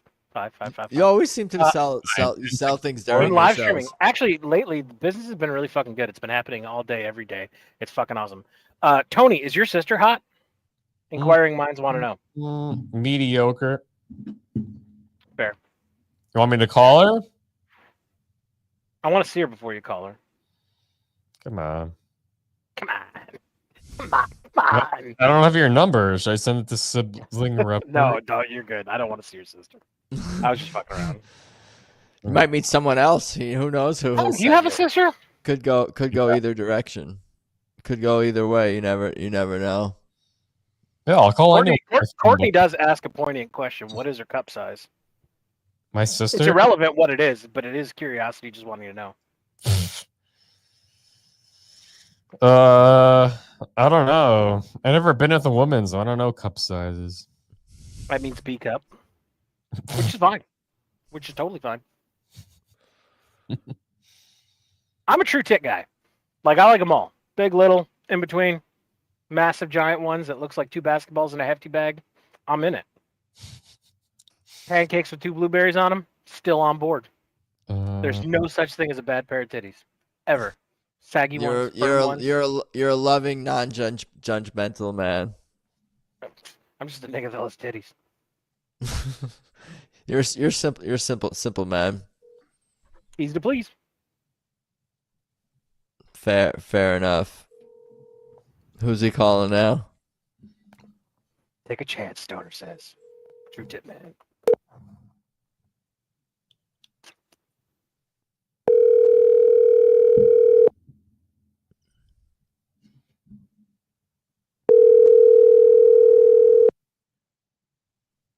Your caller has been forwarded to voice. That was Giselle. Didn't answer again. What a bitch. Well, what time Dude, it's like fucking 12:45. This is prime time for office cleaning for those Mexican broads. It's 12 a.m. That's true. Who else? One last call I'm willing to do. I believe you're willing to do more than one, but continue. Let's do one last one before we wrap up. Choit or Paul, you have anyone in your phone you want me to dial incognito? No, I would not. Nope. My God. Paul is the Leonard Skinner of our generation. You know, some are saying that me and Force Mommy are the Regis and Kathy Lee of our generation. Is that what you guys are going with? That's not me. That's the public, friend. You're better than them. No, I guess they're okay. They were never really political. I remember when things used to not be political. Me and Force Mommy are very apolitical. Remember when things used to not share our political opinions as political? on anything. Right. Sparkling Revelry. I can see it. I don't know. Maybe now is a good time. All right, wrap it up. Cool. Well, where can people find and follow you, Paul? Why don't you plug away? You can follow me on Twitter at @sib_rev. Sibling Revelry on Rumble is a Saturday night show me and my brother do together every Saturday at 7 p.m. Central Standard Time. We have guests on. We talk about the week in politics, news, movies, entertainment, all the dorky nerd shit. We do reels, which everybody loves, but Doug's stopping to do that because everybody loves it, and Doug takes the joy out of everything. I'm just kidding. I love him. I want his mental health to get better. I also do the CoWrect Opinion with Force Mommy on Friday nights on YouTube and Rumble. That's spelled COWRECT Opinion. It's a Friday night late night show. We do a lot of stuff similar to this, just fucking around, having fun. I am also a proprietor of new and used goods on the electronicbay.com. If you wanted to check out my store, it's Phoenix Sales 8555. And if you're a nerd and you want to learn about selling on eBay, I also have a YouTube channel that is doing really well called Phoenix Sales 85 over on YouTube. You can follow me there. Every Sunday, I put out a top 10 what sold and also share my experience as a new online reseller because I don't want to work for anybody else ever again. And I go to college. You can hit me up at my SNMHU email if you'd like, Tony. Okay. No, you can't call an email address live on the air. That might be safe. That's safe to share with him. What about you? You, Tony, you're on the Twitter. You can reach me by phone at 631-911-4896. There's no way you got 911 in your phone number. 631-911. And you'll reach us there if you want to call in at any point of the night, and that's it. I've actually got to go back and look at the message you sent me to see if you really have 911 in your number. And you're also at TGTN TV on the X, the Twitter X as well. I'm at Adam J. Choit. Follow, subscribe, like the podcast, all the things. If those are things you can even do for a podcast. Thank you, guys. Real quick before you end out, I would love it if anybody here this is their first episode they've seen of this podcast, because this is so not what this podcast normally is. And I would think that's really funny if this is their first taste of it. That's true. That's fair. I blame Tony. No, it's okay. I thank Tony. Stretches the mind and the imagination. Oh wait, I have one last idea. Should I call my local police precinct and No. I say go with God, Tony. All right, let's do it then. The Christian God, not the Jewish God. Even though All right. technically they're the same God, but I want the one that had a kid out of wedlock. No, I don't think you should call the police station. We already called the police station tonight. We're Called the jail. It's not a police station. Okay, fair enough. Thank you, guys. We can call police station in the green room. Maybe we can continue the chat there. But thank you, guys. Thank you, chat. I appreciate everyone. We'll do it again next Monday. Peace. How about that?